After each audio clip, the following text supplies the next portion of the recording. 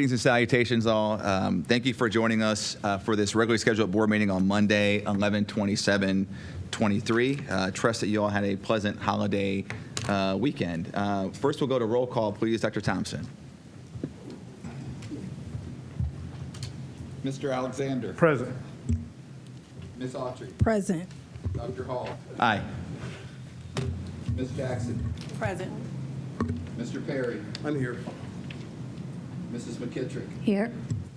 Dr. Molnar. Here. All 7 present. Okay, right. All right, roger that. We'll next proceed to item 1.2, the Pledge of Allegiance. Dr. Molnar, will you lead us in the pledge, please? To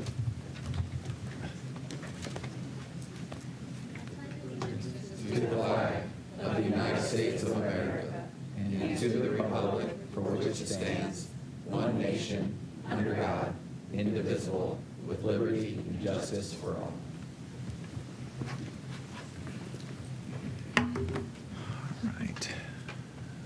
All right, next we'll move to item 1.3, community and/or school reflections. I'll open the floor. Mr. Perry. Yeah, thank you. So last Saturday, the 18th, I was able to go down to our main Akron library where our very own Coach Crum with the NIHF STEM Middle School had a presentation there. It was called Akron Makes. And I went because my son was in it. He was in 5th grade at STEM. And they were able to make instruments for people who had disabilities. There were kids who made instruments that would, play certain notes. You could use them when you were blind or what have you. It was a really informative event for me to go to because these kids learned so much and they were so insightful and they were so just gregarious about what they wanted to do. And there were people who came who actually used their instruments and were able to go through and just play all the instruments. There's one little, I didn't get his name, but one little guy had an instrument that would sing when you push the buttons on it. And I was joking around because it was so high pitched. I was like, "Is that you singing on the piano?" But it wasn't him. But it was just such a good melody.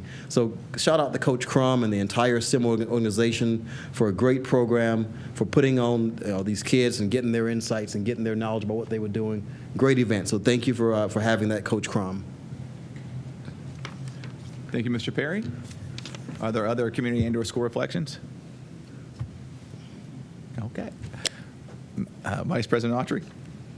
Thank you, Mr. President. And so since we last met, I've had a little bit of a busy schedule, but on Thursday, November the 9th, I was able to participate in Think Tank Thursdays. And so we have the opportunity with Chase Bank, who provides financial literacy workshops for our students.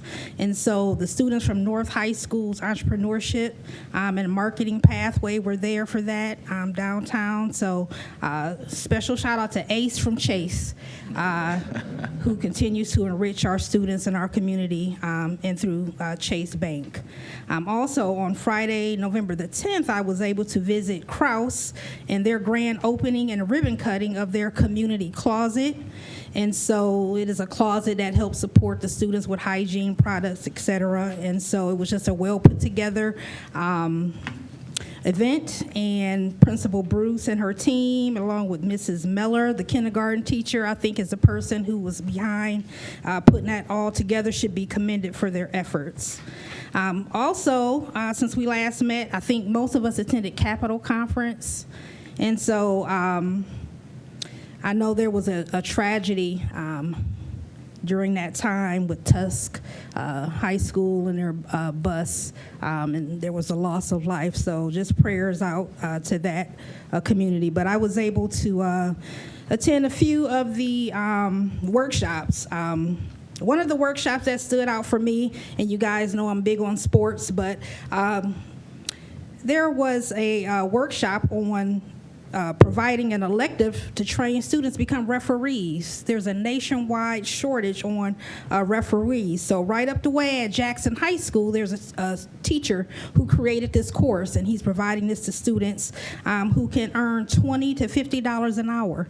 And there's just a major shortage in sports officiating. So I think it's something that we might consider looking at because it's a way to participate in sports, even if you're not actually an athlete. So that was a really interesting workshop, as well as others. And then on Tuesday, November 21st, I was able to visit North High School Locker Room Experience, which is a group of scholar athletes who was recently awarded by Love Akron for their work that they're trying to do with their fellow students.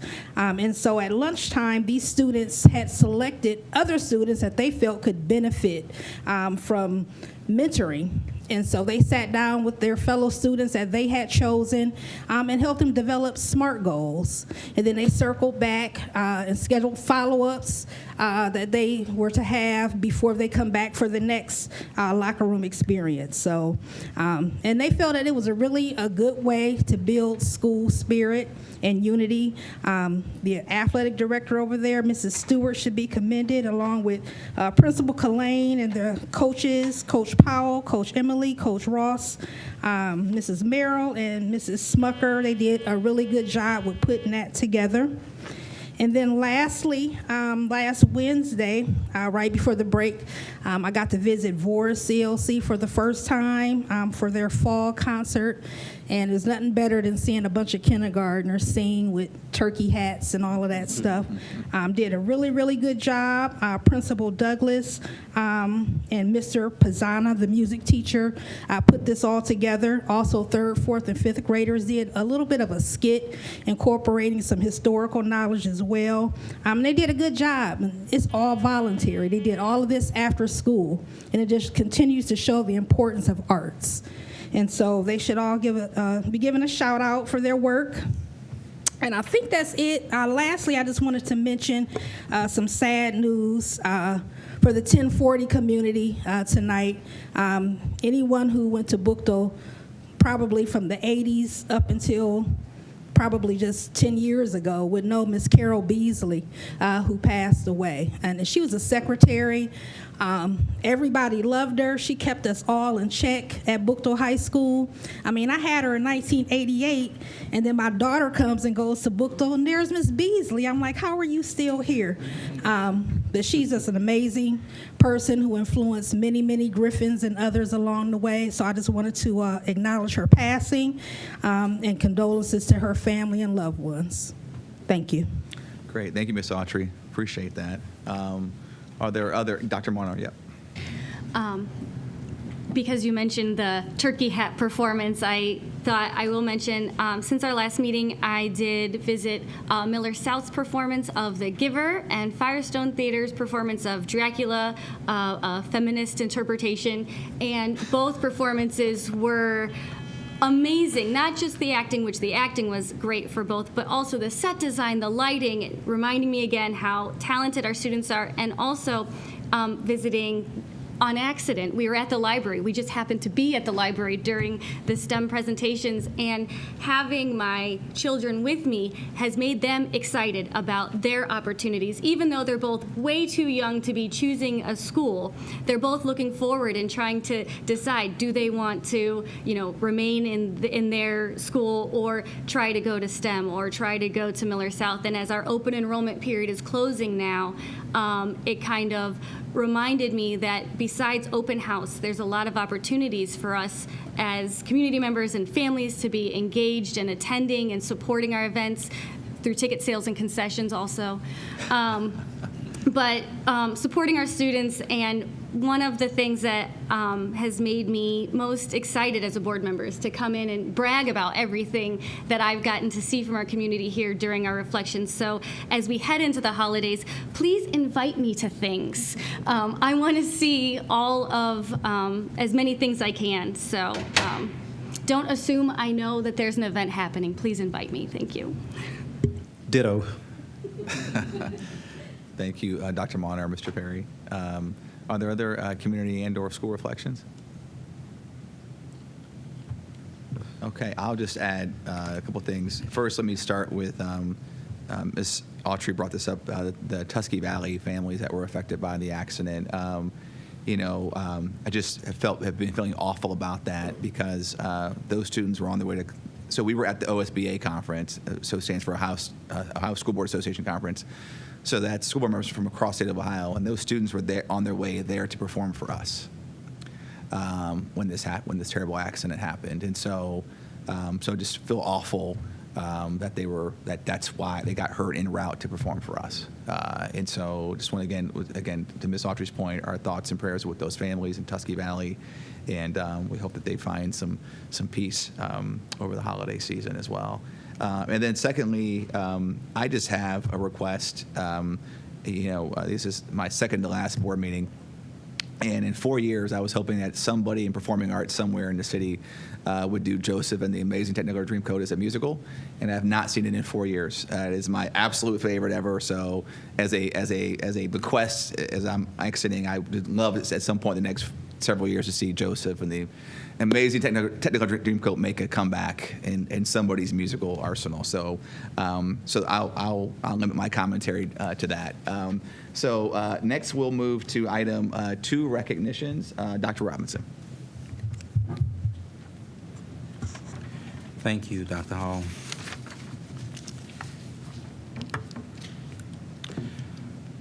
Please welcome Ms. Alicia Robinson, Director of Community Engagement and Partnerships at Summit Education Initiative.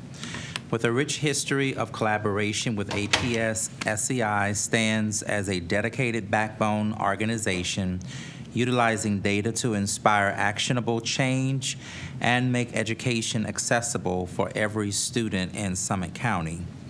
Today, Alicia brings us exciting news about a groundbreaking venture.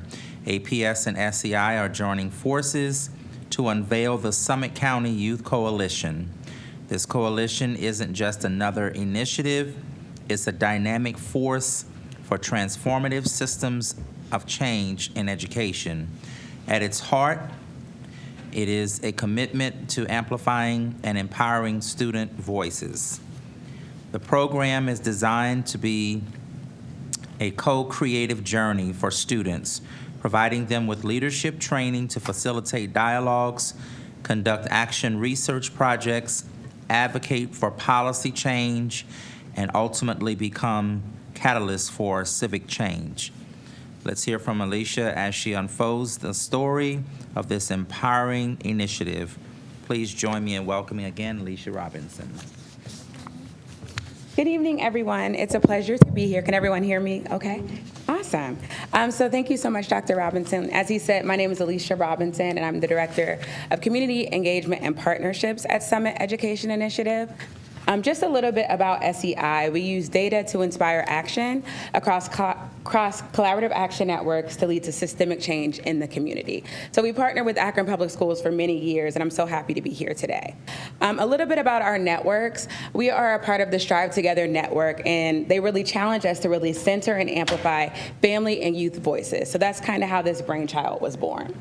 So we have collaborative action networks across the Cradle to Career platform, all the way from early childhood, all the way up to adolescent to adulthood. And so we really want to center student voices, and so we created the Summit County Youth Coalition.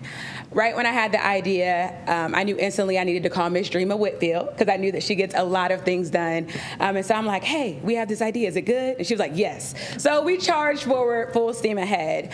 And essentially what the Summit County Youth Coalition is a cohort leadership program where we actually will teach students how to be leaders and how to be change agents. We'll do this by teaching them how to do results-based facilitation, so how to lead dialogues and discussion with their peers. So it is our vision that at the end of this, we will be able to leave the room. Adults will leave the room, and the students will guide the conversations. The students will hear the themes, and the students will develop a strategy go forward to help create systemic change.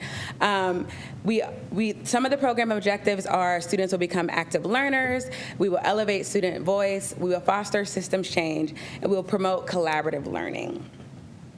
Some key program deliverables. We want to co-design this program with students. So I don't know, some of you all know me, but I'm really big on Google Docs. So of course, I have a strategy, I have a plan, I have the deliverables, but I'm also a lot older than a high school student. So we need to make sure we have the students at the table and that we're hearing what they want. Of course, the leadership training that I spoke about, we also want to facilitate multiple student voice events where we really can hear the voices of a lot of students, not just your students that are leaders, but those that the voices that we're missing. We also want to provide some recommendations to the superintendent. So hopefully you all will hear from us again soon, and you'll see what the students have been working on. And then we also want to do student voice community reports. So one thing about SEI is that we use data to inspire action. And so we want to take these voices and create community reports and impact reports so that other practitioners in the community can use this work to guide their work going forward. So a little bit about our timeline. We want to identify key stakeholders and program goals. We want to co-design the program with the youth. We want to recruit a facilitator. We want to recruit the student leaders, and then we want to really start having some of those student leader voice events. So I'm so happy to tell you all that we've actually already did something, so yay. We launched our student impact experience, I think it was about 2 weeks ago. We took over the second floor of this building, and we had over 40 students in the building to help us co-create this initiative. There they are. I love pictures. So we had 40 students all come together. We had 4 different stations that they rotated through. There was a public speaking station. There was a minute to win it game challenge station that really built their leadership skills. There was also a community challenge event. So talking about obstacles that they're seeing, and then really kind of encouraging the students to develop strategies and solutions for themselves and for our community. And then we had this Summit County Youth Coalition build session. So that's when I told the students, like, I have this idea. What do you guys think? Be honest. And they were really honest. And so they helped us kind of come together and build the program. So just a little bit of the data that we gathered. So we asked them, what topics or issues do you feel are most important to address? Of course, yonder bags came up so many times, and so we talked through that a little bit. Communication, a little bit about staff, student morale, school spirit came up a lot and what that looks like, and being a proud Akron Public School student and what that looks like. We talked about how students can advocate for positive change. So once again, we really wanted to give students not only the opportunity to share their voice, but really develop some strategy. So it's one thing to have some thoughts and some concerns, but what do you all think we should do about it? So we did that. And then we also did the community challenge, where we challenged them to come up with a full-fledged strategy to create change. And so we had some really good results. A lot of the students said that they really enjoyed the day. They really enjoyed, we had all of the high schools represented, so they really enjoyed meeting peers from other high schoolers. Over 85% of the students said that they were interested in joining the coalition. And so we're really, really excited to continue to move forward. So thank you all. Thank you. Any questions? Okay. Are there, before you go. Oh. Are there questions? Yes, Mr. Alexander? I just want to say, I appreciate what you're doing and doing this with the students, because students are very important. I think it's very important to get them involved and hear their voices and know what's going on, because I think we as adults can learn a lot from them. Not saying they're the adults and they know everything, or we're the adults and we know everything, but you can gain a lot from them. So I was just glad to see that you guys are doing this. So thank you very much. Thank you. Thank you, Mr. Alexander. Are there other questions, comments? Okay, I just have a couple, if I may. So you mentioned that there were 40 students that took part from all the different high schools. How did you select the students? So we selected students that were already a part of some of you all's leadership initiatives that you already have going on, as well as any students that have marked that they're interested in leadership experience. So we kind of took a look at that, and then that's how we selected them. Gotcha. And so you mentioned that 85% of the kids came out saying that they wanted to join the coalition. So that would imply that 15% had feedback that wasn't great. So how about that 15%? I mean, what was their feedback as to maybe why they didn't want to join the initiative? So 85% said a solid yes, and the others basically said maybe. Okay. And then we maybe had like 1 or 2 no's. Okay. So do you know why people were saying maybe? So just timing. So like I said, we have some people who are on your superintendent circle, some students who are already student leaders or already ambassadors. So a lot of them, it was some timing situations. Yeah. That was really the main thing. And that was kind of all the feedback that I got from that. Gotcha. So any student that would join the coalition, what would that time commitment look like for them? Right now, we're forecasting it'll be just like 4 to 5 hours a month. And so we're still building the structure to see what makes sense. But in my mind, I would love just like, a couple leadership days where we have like a half-day leadership training so that that's out of the way. Yeah. And then they will decide what other events they want to do. So maybe 1 to 2 events per year is what they would do. So it's kind of like, I didn't want to build the full infrastructure without them, but that's kind of my thoughts. But are these events that would take place during the school day, on evenings, weekends? So we would work that out with the students and with the schools, obviously. Yeah. And so a lot of them probably would be during the school day. I did talk to the students about meeting up in the evenings and what that would look like, and they were all like, no. instantly no. So I know without a shadow of a doubt that they would want them during the school day, but we would just have to see what makes sense. All right. That was one big no I got really quickly. All right, sounds good. Yes, Ms. Autry. Thank you for this. My question, with this being Summit County Youth Coalition, are other districts in the county participating in something similar, and then do they all come together? So great question. So we actually wanted to pilot it with Akron Public Schools, but now we're kind of kicking around the idea of having one student representative from all the other districts, like from each other district, and kind of bringing them together. And so that's kind of where we're at with that. I know when I was speaking with our students, with APS students, I know that they were interested in that, and they were kind of excited about that as well. And so we are thinking about it really being Summit County, but just with one representative from each other school district, and then we'll see. Yeah, I just had one more question. So as you were describing some of the work that would happen with the students who would be trained to facilitate, basically having critical conversations, right, and being leaders. There's a organization that does this called Unify America. We have a former board member who's actually works for that company now. Miss Lasher, Morgan Lasher, is a VP there of marketing for them, and they do. They've done a lot of similar work with college students, and it is almost verbatim what you were saying. And so she might be somebody to connect you with, because they've been doing this at a national level now for several years. And so I only know about it because I follow her on LinkedIn and saw some posts in the last few months around this kind of work. But it sounds very, very similar. But again, they're working with college and above. But that might be an opportunity to kind of leverage. And she's right here in the community. Right, and that's amazing because we are looking to bring in a lot of different people to train the students. So even though they're doing things at a university level, they probably could still help us a lot. Yeah, roger that. Awesome. So just sharing that. Yes, so, thank you. I wrote sure. that down. Yeah. Yep. Any other comments or questions? Okay. Thank you for your time. Thank you. Akron Children's Museum is a proud partner with Akron Public Schools. Executive Director Tracy Bucker and members of her educational art team designed a hands-on art project for scholar leaders, elected board members, myself, my cabinet as a unity project.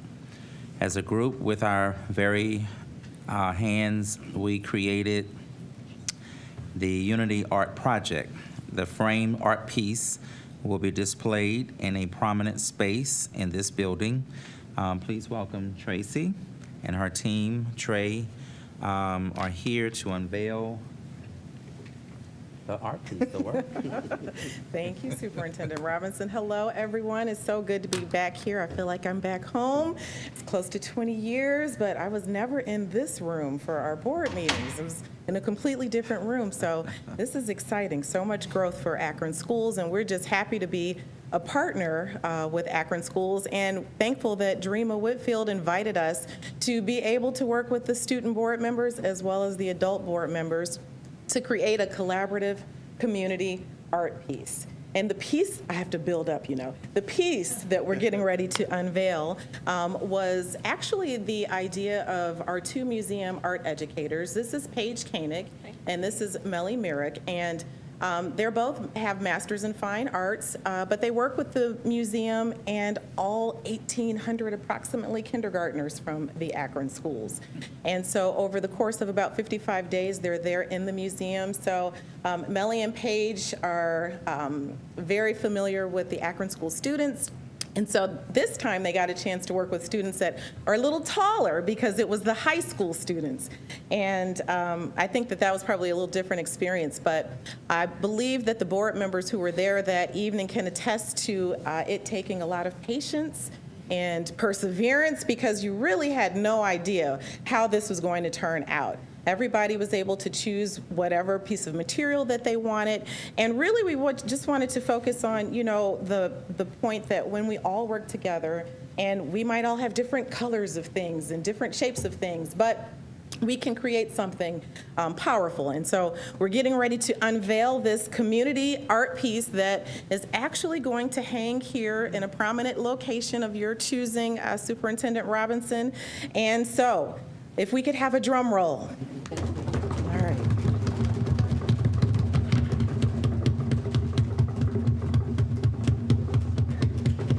Okay. There we go. There it is. Okay. So, does this look familiar to anyone? Yes? You probably had no idea that this is how it would turn out. And I can remember Carla was sitting there and they just started talking about some things that had nothing to do with students or anything. They're like, you know what, I used to sit on the porch with my grandmother back in the day. So weaving truly does bring people together to be able to talk about different things. And so we have a lookbook that we are going to leave with each of the board members as a keepsake for the experience. We hope that you enjoy it. We thank you for the opportunity to collaborate with Akron Schools and look forward to future ways that we can work together. Congratulations, board members. Job well done.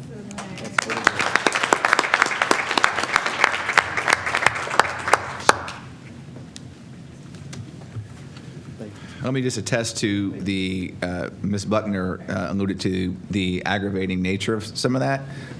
It was a little aggravating getting those, my manual dexterity was sorely lacking. So, but it's, anyway, it looks beautiful. Thank you for coming out and sharing that with us as well. I found this on the web for what is a I just have one question, though. Mr. Perry. So I was there that day, and I can attest to being, a part of this. And I'm wondering why you left my part on there, because I'm not an artist. And I'm just curious, but it was very fun to do that day. It was really, really good. Thank you, guys. All right, fantastic. Oh yeah, I'm sorry, Ms. Jackson. It was a great activity, and I participated, and I see all that red in there. So I really like how you all, I would have had no idea. To the creatives in the room, God bless you, because I am so not that. And so art is always like, okay, yeah, leave it for the artsy people. But what I really love about this project, and which speaks a lot to you all, is that it engaged a person like me. I was really engaged, and now to see this finished product, I'm excited because I can see where I participated. And so this makes me think of all the little Carlas that are in school and how you pulled me into it, and I was really excited, and I'm so happy to see the finished product. So great job, and for all my creatives, art teachers, music teachers, I'm so sorry for any headaches I caused you, and for anyway, but this has changed my whole perspective regarding the art, so thank you for allowing me to participate. Thank you so much.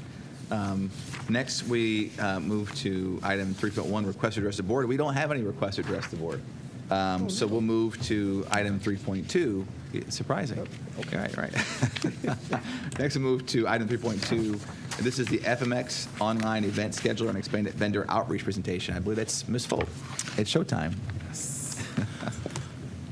So Ms. Deborah Folk, Executive Director for Business Affairs, is going to provide an overview of the recent upgrade to scheduling all APS facilities using the new online FMX software program that is now fully operational and being used by APS, the City of Akron, and community members. And she will also provide information regarding the efforts of APS to expand vendor diversity while being compliant to the board policy and legal state federal requirements during the purchase and procurement process on behalf of the district. Thank you, Dr. Robinson. Dr. Hall, members of the board, Dr. Thompson, way down there. Welcome to some information that I am just thrilled to share with you.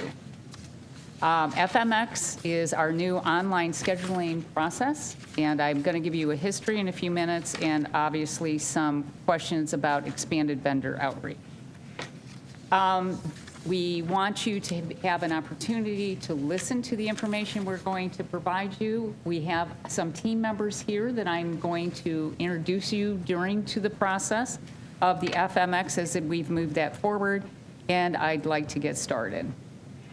The standards for event scheduling with APS have been a long process. We have a rental book that is from 2001 that not only gives the regular standard procedures for renting, but also currently meets the current collective bargaining agreements within the district. The handbook fees that have been listed that are only sent to renters occur, and these fees have, please be aware, not increased since 2001. So they are now 22 years old. The new services that we have added to our rentals for those that need them, such as security and technology, have been added since that original handbook was written, because those services have been asked to be provided. And I'll give you an example. We recently had a robotics competition, which we were asked to put in view online and out into the public during its demonstrations. So we needed some of Mr. Hanshaw's technology staff to be there to put that together for us. And we recently had a large event with 2,000 people. So with our new security venues, we have worked with Director Zeisinger and his staff to make sure that we can use our new service security measures such as bag scanners and metal detectors where needed.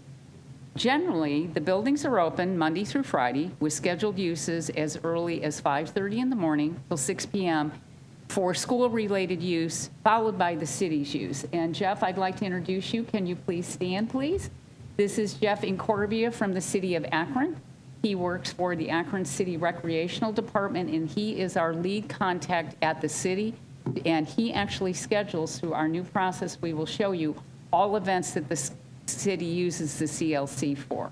Thank you, Jeff, for being with us tonight. And generally, that use is Monday through Friday from 6 p.m. to 9 p.m. by the city. And they are services related to student programming that they provide. Now, normally weekends, the buildings are not open, say Saturday, Sunday, and holidays. But should we get a request to do that, whether it is through APS or the city, we are more than happy to schedule staff to go into the building to offer and assist with those services. Some of those are relegated to be on site because of certain licenses we hold for boiler operation, food service, et cetera, and you cannot operate them without them being there. And in the case of the city, they do the same type of services. They actually have access to the buildings through electronic cards, and they have keys to the large spaces that they tend to use, which are the gyms, the auditoriums, the LRCs, the cafeterias, and sometimes the stages. Now, we did have, someone was interested in how we got together. Whoops, I'm sorry. The cooperative agreement follows when the buildings were built. The cooperative agreement with the city does exist between APS and the city. It became effective in December of 2003.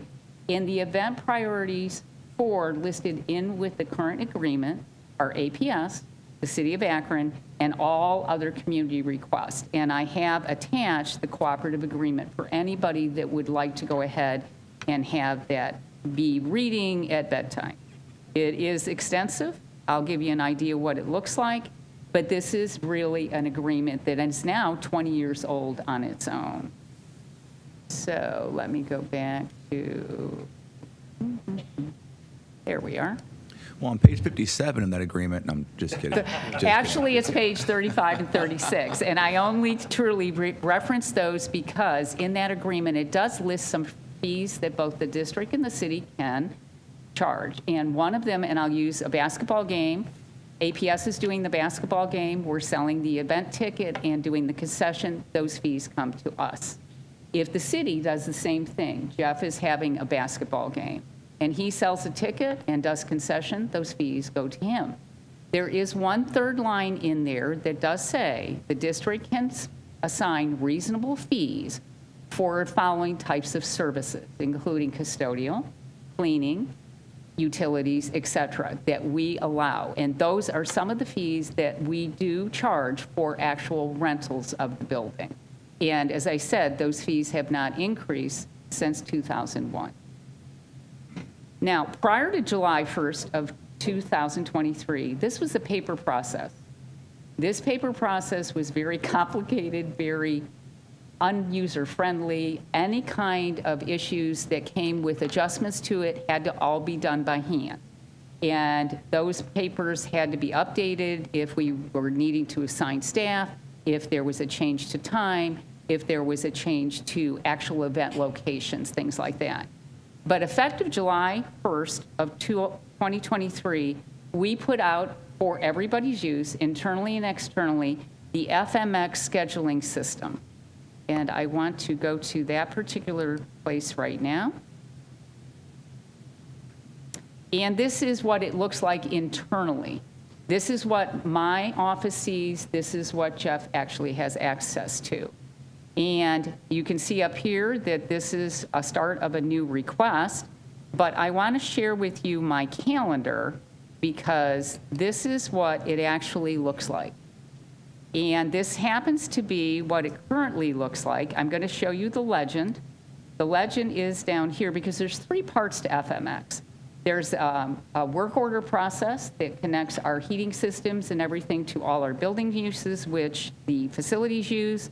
There is an IT request, which Mr. Hanshaw and his staff uses, and this is the scheduling.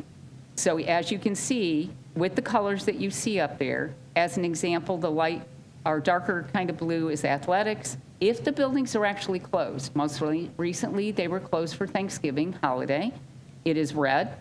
Anything that's in the orange is city use. Anything in the lighter blue is community use. The green is our own events, and then the gray is what used to be called a principal's permit. And they tend to be items that the principal is allowing to happen in the building. I'll give you an example. There's one over right here that is the L at JROTC, and as you can see, that is 8:45 or 6:45 a.m. to 7:45 a.m. So those are events that are happening during the school day, but they want to make sure that area is scheduled. This has been a very well-received use of this kind of program. It's easy to use. We actually based the actual form on our previous old form, so people got used to it. It almost looks like if you went into this and you could go down here and schedule a request, it actually looks like a Google form. And this is exactly what it looks like. So as an example, what's the request type? You're going to give it a name. You're going to go into pick a building. You're going to tell us what resource.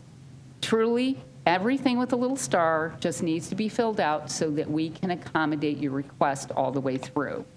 And what actually we can then go all the way through this, we want your name, your phone number, et cetera. And so we can contact you if you decide that you need technology services. You can check that box and list what you need. You can also tell us if you feel that security services are going to be necessary. And then additional comments can be placed right here so that you can tell us exactly how you want a room set up. I would like the tables to be round. I would like them to be in a U shape. I need these set here. And then these all come directly through the regular process. We then, at the business affairs only area, we decide through our normal procedures what staff needs to be assigned. Custodial staff on duty often happens Monday through Friday because we already have staff on duty.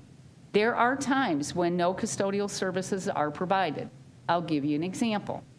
We actually might have somebody asked to use the parking lot because they're holding an event at Stan Hewitt, but they need some place to park cars, and we might be able to provide them parking at Firestone, Case, and Essex. So therefore, you don't need any access to the building, so we would have not done that.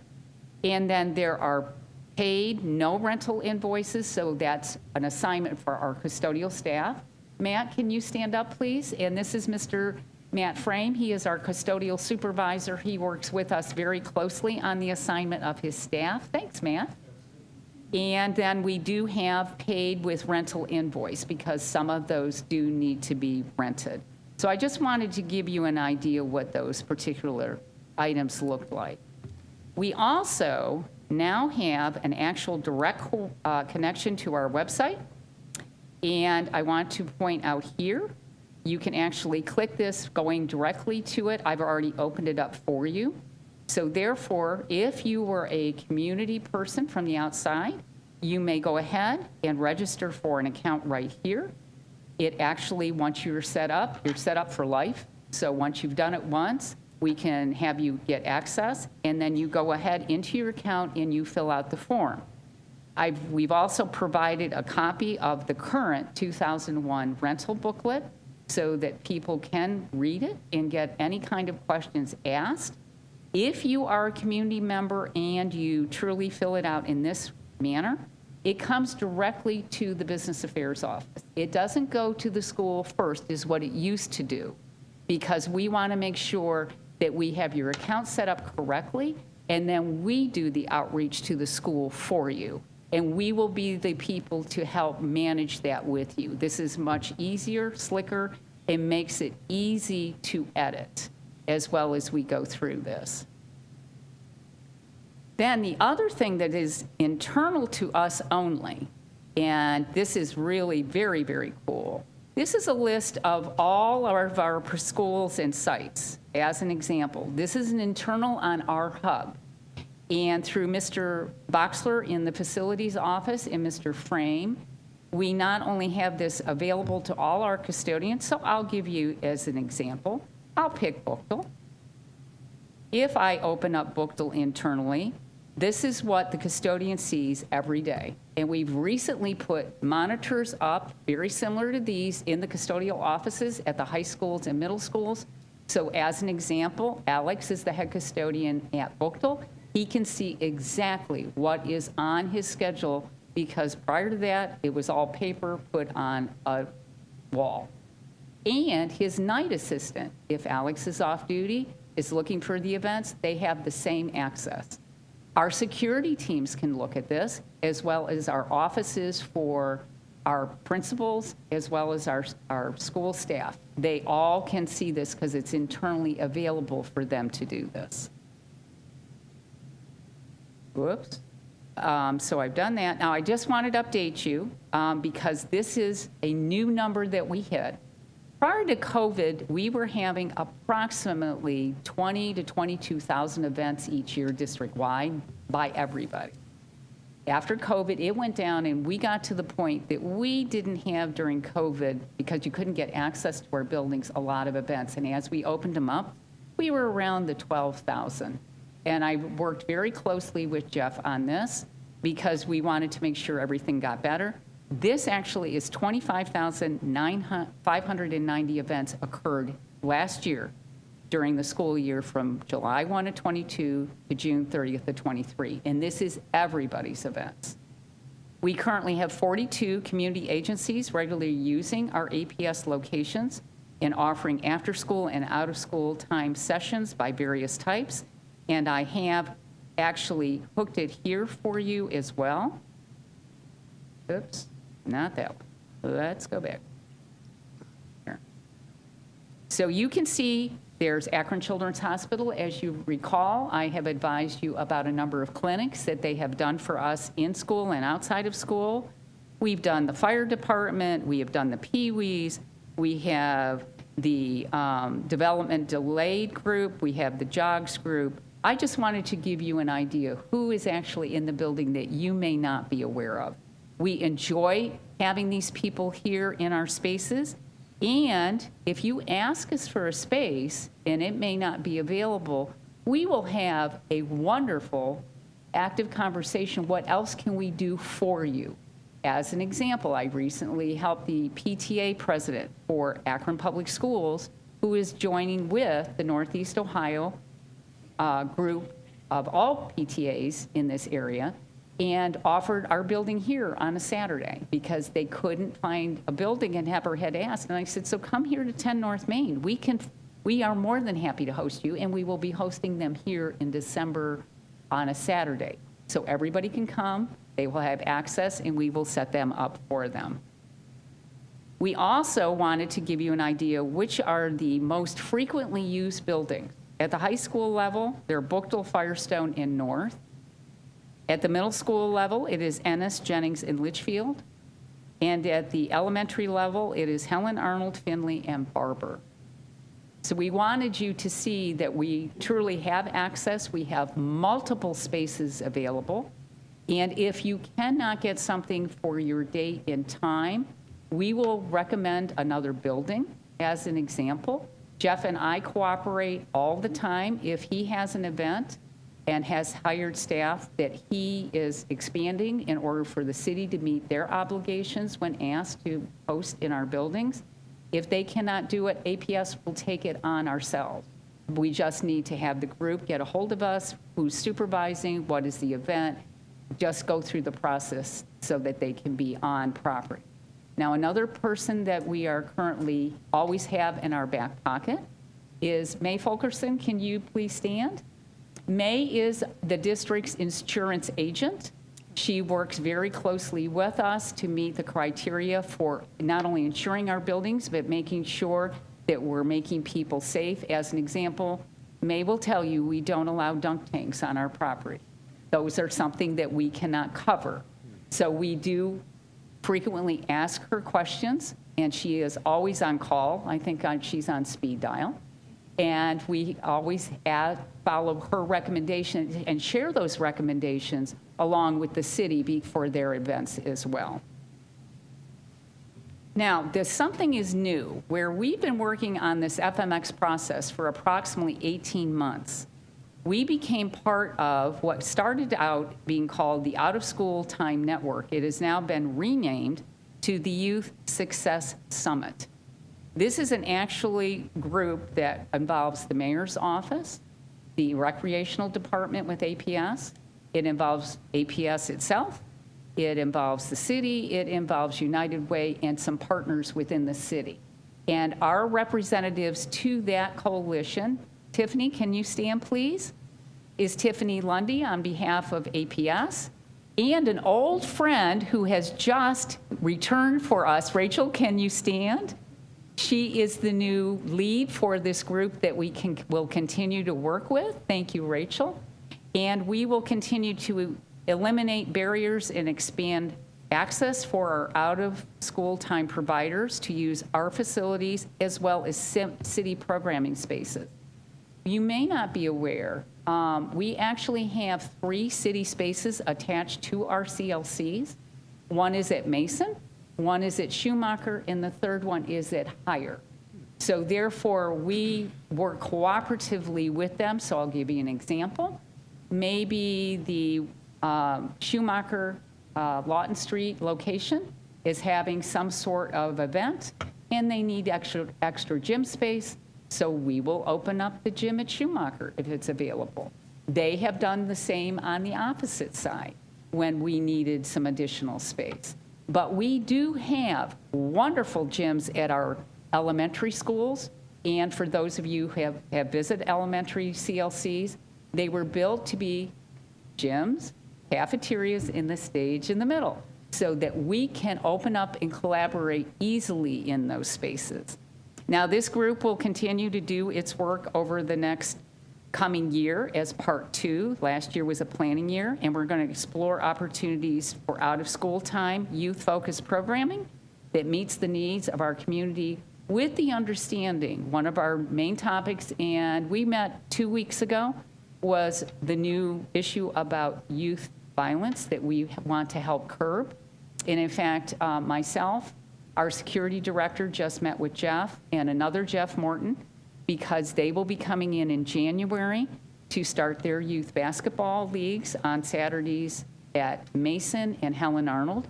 And they have asked us to teach them and deploy some of our extra metal detectors so that they can use those for their events. And we are already in the process of doing that.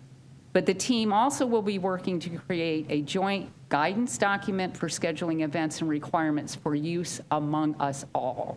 Because obviously a book from 2001 probably needs to be updated for a number of reasons. And the city has its use contracts, which we don't always see. Jeff shares them with us as necessary.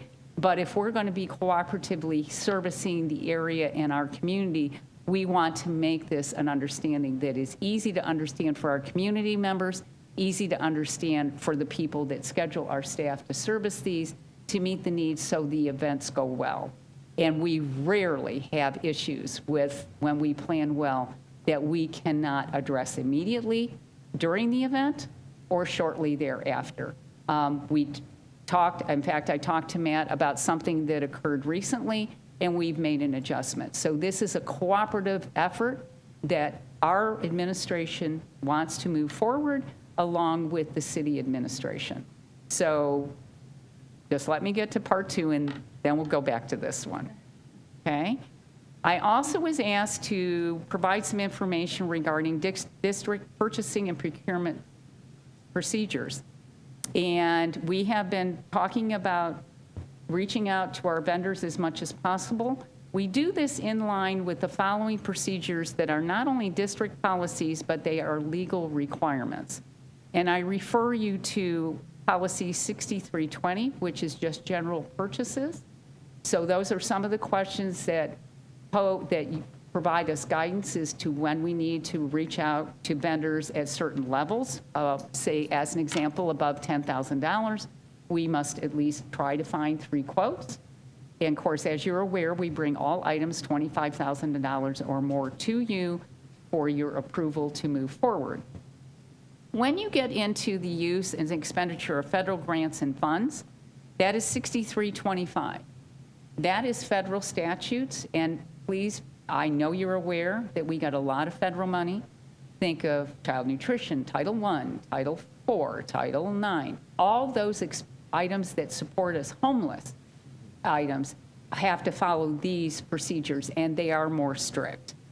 We have policy 6350, prohibition against contracting with a person whom an unresolved finding for recovery has been issued. That is federal statute as well as state, and when we put out our RFPs, you have to tell us if you are federally debarred. I'll give you an example. This happened once. We had a local company providing milk for child nutrition. They got merged with another company. The company in Pennsylvania was debarred, but not the wholly owned subsidiary here. So we make sure that we follow all of those criteria when we are doing our procedures. We also have 6440, which is cooperative purchasing, and you have seen some of this come to before you under cooperative agreements, and we will list the cooperative purchasing group along with the actual contract number. And then our newest one, 2260.07, racial equity policy, supplier diversity, minority business enterprises. And these were the vendor goals that I shared at the equity meeting recently when it was held, that we already have established to go through September of 2024. And I can advise that our purchasing agent, Mr. Jim Leonard, will be doing a session tomorrow afternoon at 3:30 for people to understand how you click on our website to find our information when our RFPs are out. So that outreach is active. We are also working with not only the Greater Akron Chamber, the Greater Cleveland Chamber, we've worked with the Urban League, and we are fostering outreach as much as we can. For those who are aware, we currently have an RFQ looking for qualified architects for the board-approved next procedure building, which is to be in the Kenmore area, and we are answering those questions as well as they come in, and those RFQ responses are due on December the 1st. And then they will go through a vetting process with the team to start narrowing down the selections. Dr. Thompson will be part of the team, along with our construction lawyer, who is Todd Harps, who has represented us, along with Mr. Boxler from our facility services, our department, and Dr. Robinson will be invited if he is able to attend. So I wanted to give you those updates on those areas, and I am now open to questions. Thank you, Ms. Folk, for a most thorough presentation. And I'm serious. It was excellent. Thank you so much. I was just remarking to Dr. Thompson that you are an Encyclopedia Britannica, and so so thank you for that. We certainly appreciate it. I'll open the floor for questions or comments. Mr. Perry. I'm gonna channel my inner Derek Hall. I have a few questions actually. So my first is the last slide we went over, the vendor equity goals through September of next year. Yes, sir. I guess second to last slide. So I see the numbers there, activity increasing by 3%, 15%, and so on and so forth. What are those real numbers? What does 3% mean? Tier 1 vendors are small businesses that don't get a lot from us. We're doing 3% right now on top of what we have spent last year. Okay. So 3% right now would be on top of $10,000 that we were able to engage this company with. We go out, we buy from them, so we want to increase that. So far, we've only found one Tier 1. Okay. Tier 2 is actually very interesting because it's actually Amazon. And we buy a lot through Amazon, and through our 2-tier vendor activity, they actually have MBEs as part of their overall process. And we want to see if we can increase that amount by 15% over the next year. And if I remember it correctly, I think it was 100,000, something like that. I'm sorry, I didn't bring those numbers. But these are our goals as we reach out to make sure that we're reaching out to meet the goals that we feel are important, to spread it around. Now, MBE identified vendors will increase to 40 in our Munis database, as you are aware. Our database in Munis is where we keep all our vendors. We have an area in there that if you were being hired or we were reaching out to you, we're going to ask you if you are an MBE. If you are, we're going to check that in our Munis database to make sure. And as we have called as many vendors as we have in our database. So I do need to tell you about 2 different ones. I'm actually a vendor in my database because you've reimbursed me, say, for an expense that I've had on behalf of the district. We're looking at our commercial vendors. So people that we buy supplies and equipment and services from. That's what I mean by that. And then identify 50 new MBE commercial vendors to be recorded and activated. So that's the outreach that Jim and I are doing to area local vendors, area Northeast Ohio vendors. And as I have said to people in the past, some of our vendors are national, but we don't know their MBEs. And Mr. Perry, you remember when we brought in a vendor recently during COVID to help sanitize our buildings because we were trying to make sure as our students returned, our high-touch items were well sanitized, such as classrooms, handles, and stuff like that. The more we got into it, we found out it was an MBE, so we made sure that we recorded that in the database. So those are the kind of outreaches that we're trying to do to increase that. So are we going back then with the vendors we already have and asking that question now? Yes. We actually just started this a year and a half ago. Okay. And we have had some. What's interesting, and I did share this with Dr. Chapman when we were with her, it's an easy process to do. What we can't make people do is we can't force them to do it. So we've given them the links, we've given them the information, and some of them have taken advantage of that process. And then we have been notified that they've completed it, and other ones have not pursued it. But we still do the outreach. But yes, we have outreach to all of our vendors. Okay, and then I have 2 questions about the co-op agreement. Yes, sir. So it looks like this just happened July of this year where it changed to non-paper to the online form. Yes, now. that is, sir. Is there still access for someone with no internet usage to have the paper form still? Actually, it is not a paper form. What we do is we will have them call and get a hold of us in the Business Affairs office, and we at sometimes will go ahead and just fill it out for them. Okay, or like over the phone? Over the phone. Okay. It's, as I said, I showed you it's an easy process to do, and we will lead them through it. We want them to have an account because we don't want to lose them. We want them to be able to do this. So that's what we do if we don't have an account. And you'd be surprised what people will give you. Some people will not give you a personal account, but they'll be willing to work with us on that. Okay. All righty? And then the last question was about Yes, sir. that same agreement. I was able to read through it, and I see that it does expire in 10 years. It's been owned since 2003, right? And it expires Yes. in 2033. Are there already talks between the city and APS to extend that? That has actually been a conversation with the network team and Jeff and his team from the city that it is probably time to review this and to see exactly what adjustments may need to be needed to foster it forward. But that doesn't mean that we haven't talked about it before. What the joint agreement does is tells you the number of people from APS and the city that should be meeting to go over these type of things, and those are at this point, the appointment of the superintendent and the president of the board as to who represents us, and then who is appointed from city council and the mayor to represent the city. Okay. So we have had some discussions over the last, just after COVID regarding the joint board, and we had asked for representatives, and I just don't think anybody had given us enough members to reconvene at this point. But this is an open discussion. Okay, thank you. That's all I You're have for now. welcome. Thank you. Ms. Jackson. Thank you.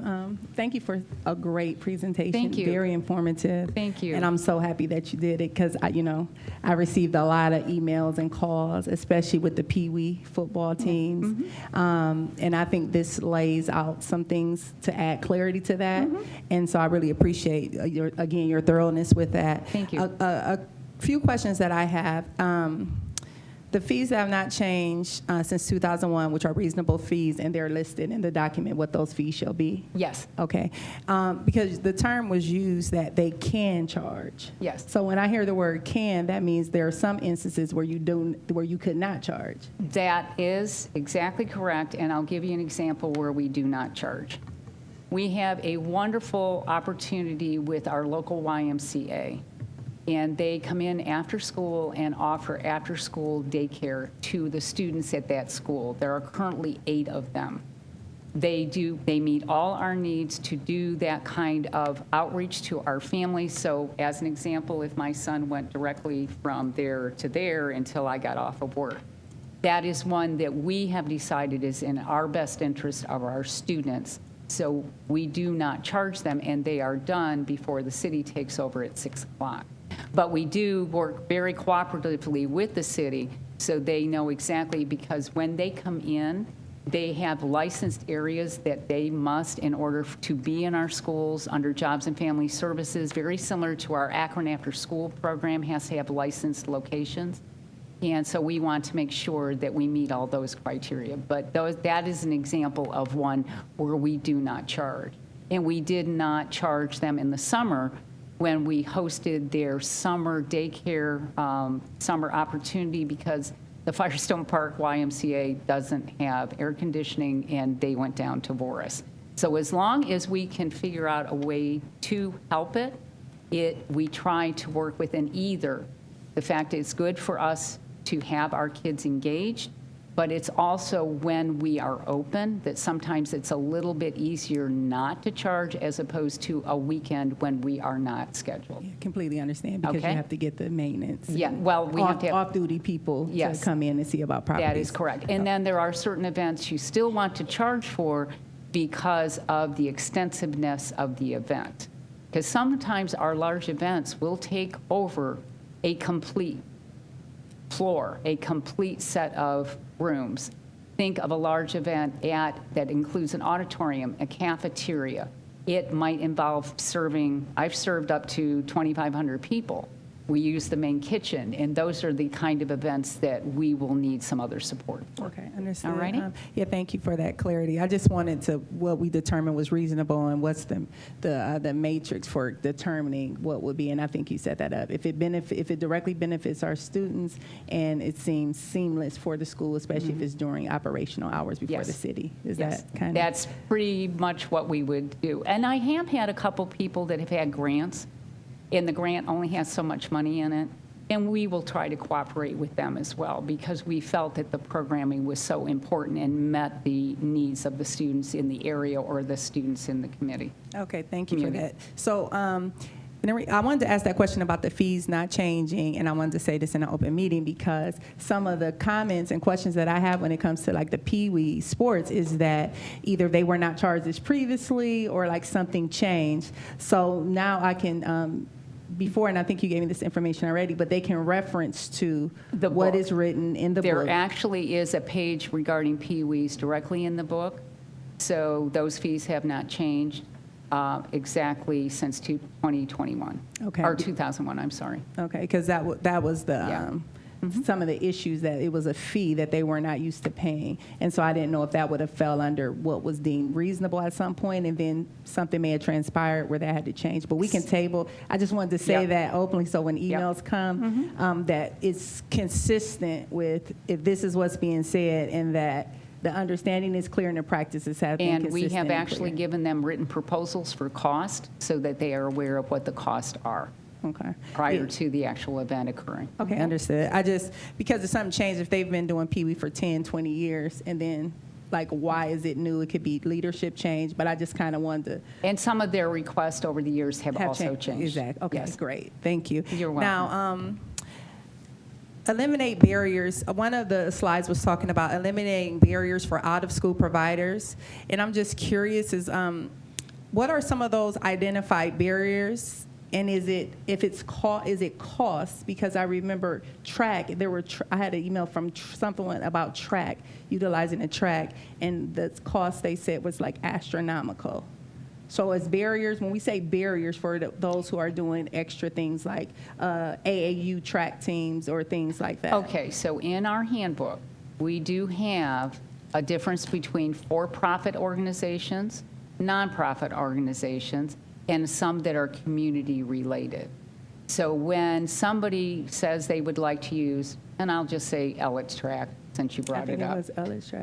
And it depends on the day and what they want. We always ask them they'll say they're a nonprofit. We ask for the certificate to prove that they are a nonprofit. We actually do go out and look at the nonprofit status within the state of Ohio. If we find it, then we'll give them the nonprofit status. But if we're also finding that it is for-profit, then that's the status that we give them. Okay. All righty? Okay, thank you. And Columbus City Schools have, now I've talked to my board colleagues about this, they have a policy, too, that addresses as far as the diversity of vendors and things like that. And one of the things that I realized when I was reading over the policy is that it talks about collaboration with local, like city, state government, as far as to meet the goals that you deem, like how they want to increase by such percentages. And it's with a specific focus on those companies or those vendors who are deemed as socially and economically disadvantaged.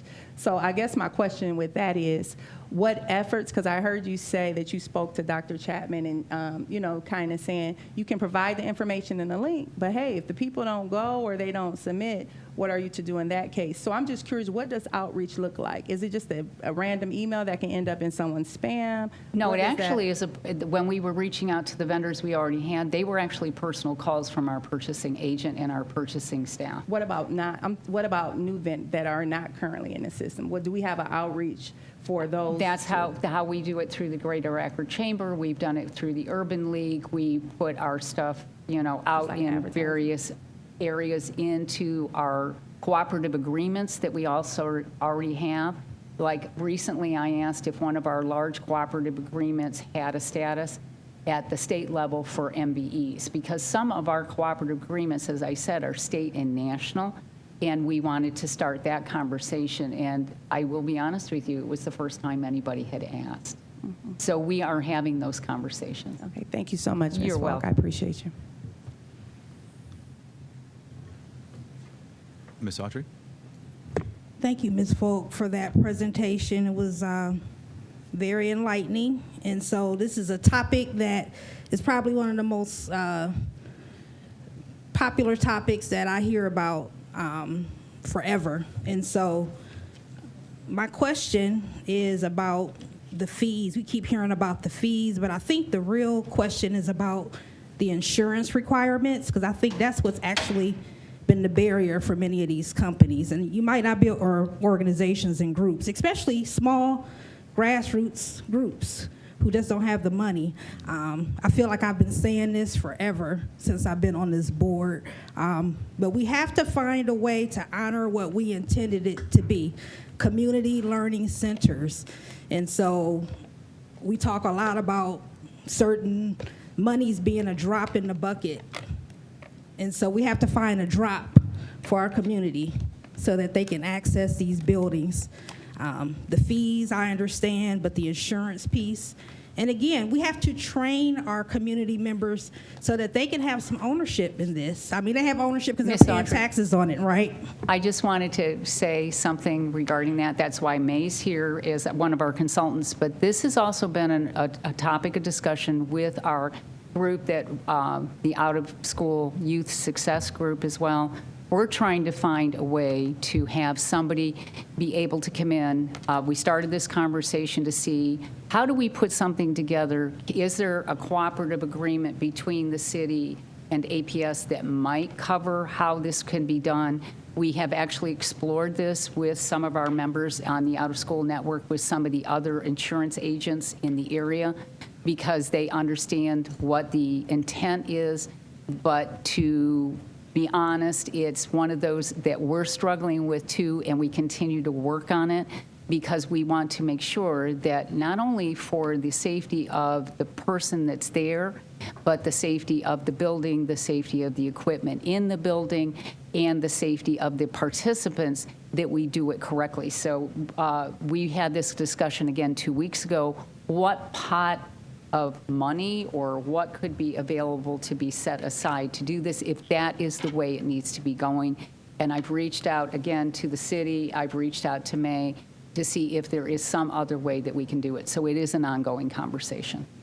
Yeah, I would agree that it is an ongoing conversation, and I think it's a responsibility between the district and the city, because when the district and the city was out campaigning for this CLC, you know, these are the things that probably should have been decided or discussed before. Not, oh, well, we passed it, now let's figure out how to allow the community to use it. And so I just want to leave that there. Also, did you do any type of tracking, or just based on your historical knowledge, what have been other barriers to community use? And I'm talking about small groups who might not have a nonprofit status. Some of the most important barriers are the date, location, and time that they want to use the building. It's not that they don't ask, it's that it's already scheduled, and we try very, very hard to say, oh, well, you can't go here that date and time. And I'll give you an example. I want a building on a Saturday. Well, Saturday's not available. Could you move your event to Sunday, because it's open in a heartbeat? So we try to direct them to not only other dates and times, but other spaces. And we've been very successful in getting that cooperation once we explain exactly what it is.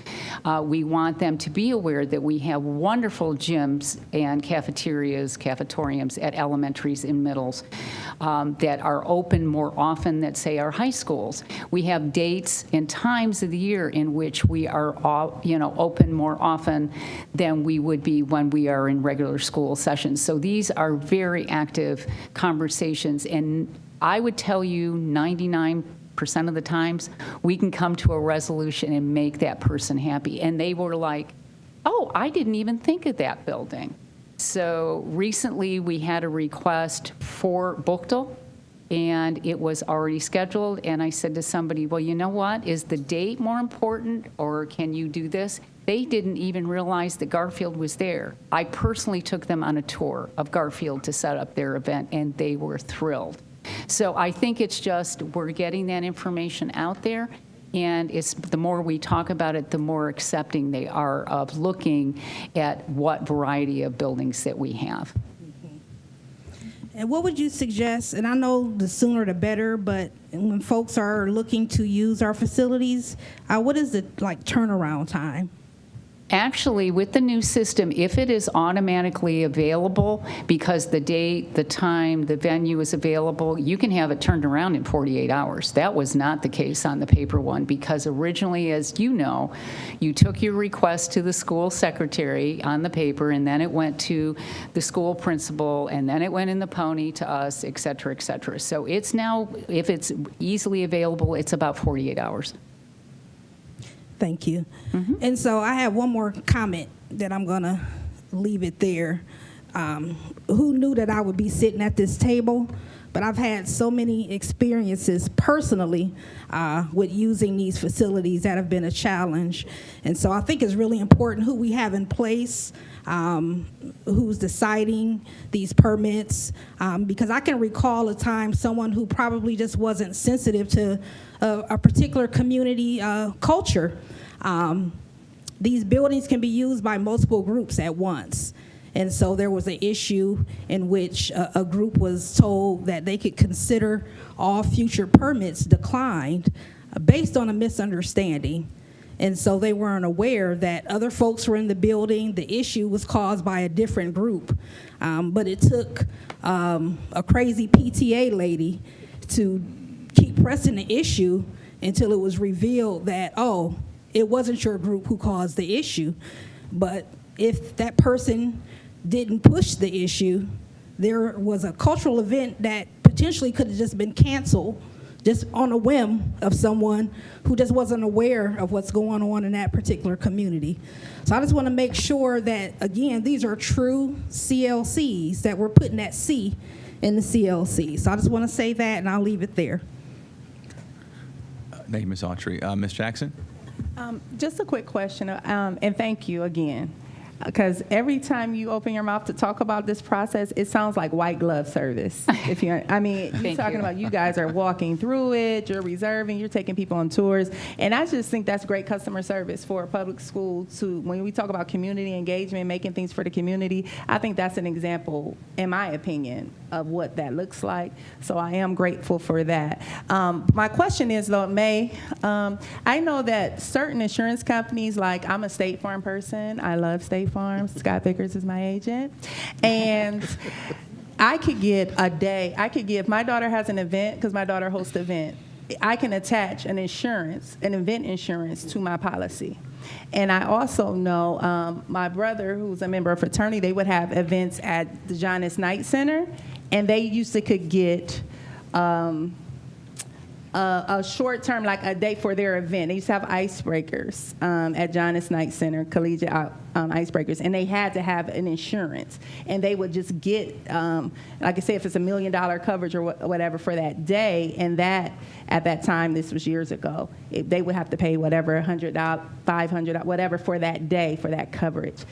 Is something like that feasible when we talk about the insurance that's needed for organizations? Can they do things like that? Well, your current insurance policy only insures APS and its employees, and your, what do I want to say, booster groups, PTA groups, those things.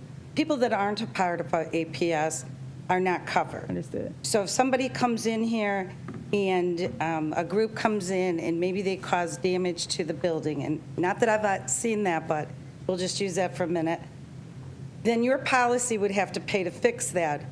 But we already know we don't want to keep adding losses on that you don't incur. No, that's not my question. My question, if they have their own, I understand that, but if they come with their own, is that allowable? I don't know if people now can purchase those because insurance has changed so much. The world of insurance has changed in the past 3 years. Unbelievable. Mm-hmm. But what we do have, and I have talked a bit about this before with prior administration, there is a policy out there that I have given to other school districts, or they have afforded. It's called a tenants user policy. And so what that does is it is a policy where you pay a deposit premium, and then there's a charge at the end of the year. It's audited, and how many people have used that building. So your smaller groups that can't afford the insurance, this policy would cover them if they were hurt or if they did any damage to the building. Because if you're responsible, if your building, you have people in, and let's say a floor is cracked and somebody gets hurt, well, that's APS's responsibility, and your policy would cover that. But if you have a group that comes in and somebody gets hurt some other way on maybe a product they bought in, maybe they're cooking something and they get burned, your policy's not going to cover them. So this policy, called a tenants user, would provide that coverage so that it doesn't cover the large groups. It's not going to cover your Boy Scouts, Girl Scouts. They have insurance. We know that. It's not going to cover, but it will cover the smaller entities, the community groups that you're trying to bring together. It will provide them that coverage so you don't have to, they don't have to, or you don't have to deny them coverage, or they don't have to go pay $500 for a one-day event on their policy. And there's a deposit premium, and then there's a charge for the types of coverage. So at the end of the year, let's say the deposit premium was $2,000 and you had 20,000 groups, and let's say the premium might be $10,000 at the end of the year. And I'm just using raw numbers, I have no actual numbers. So then that would be APS's responsibility. How other schools have done is they've maybe increased some of their charges. So you haven't increased stuff since 2001, not that I'm saying to do that, but another $25 to the fees will cover that, and you could put that aside. So there is a policy out there that would cover those issues for people in the community. Okay, thank you. Thank you. That answers my question. Thank you. Thank you, ma'am. I don't want to belabor it. Thank you, May. Mr. Alexander? I'm glad you mentioned that, because I'm sitting there listening to the conversation. My first thing in my mind is thinking liability, but if we could increase the, I hate to say that, but we increase the fee a little bit so we can have some money, as well as maybe see if APS has money we could put together to add with that. Maybe it might be a good way that we could probably solve our problem, because I know that everyone does want to use the facilities, but I am also thinking about the liability too, because I had a building once I had to have insurance. It was expensive, very expensive, because I wasn't afraid of myself and my staff, because they were covered, but the people who were coming in who might use our building, our kids, our parents, and so forth. So I'm glad that you mentioned that, because that is something I think that we probably could look into and talk about to discuss, maybe increasing the fees a little bit, and maybe seeing where APS could possibly help set aside some money if we can, grant or whatever it may be, to be able to have some money so we can try to solve that situation. All right, thank you. And that's why we have her. Okay, because I don't want to belabor this because this meeting's getting long, but when we talk about, we have these great new buildings, and if you're a grassroots organization, right, and you want to be in a nice new building, you want to have activities there, if I want to stay at the Ritz, I know what the Ritz-Carlton is going to cost me to stay at the Ritz, right? And I could want to stay at the Ritz, but if there's an additional cost for me to be in the Ritz, then I may just end up at the Hilton, which is still nice. The reason why I give that analogy, not to be rude, because I'm all for smaller organizations, but we still have to be physically responsible. And when we start to make conversations about what the cost that the district then is going to absorb, we just need to be mindful of real expectations. If it's going to be a cost increase, then that may be what it needs to be, because we also have community centers. We have like Lawton Street Community Centers and other churches and things like that, that if you're a smaller organization, then sometimes you start off small in order to grow into something big, and you deal with fundraising strategies and things like that to then get to a more, comfortable situation, if that makes sense. And I'm not trying to be not sensitive, but I'm trying to be realistic for goals that we're setting, because yes, if they're for the community, but again, if it's insurance, if someone comes in there and the building catches on fire, then we're going to try to go to the taxpayers to build another building, because this is reality. Nothing is ever planned to happen. So again, I'm going to leave that alone. I just want, as a business minded, I always think to that standpoint, like, we can't, certain things can happen, but also that means it may have to be an increase. If you want this, then the fees may go up. And if the fees go up, if you can't afford that, is that not giving the community an opportunity?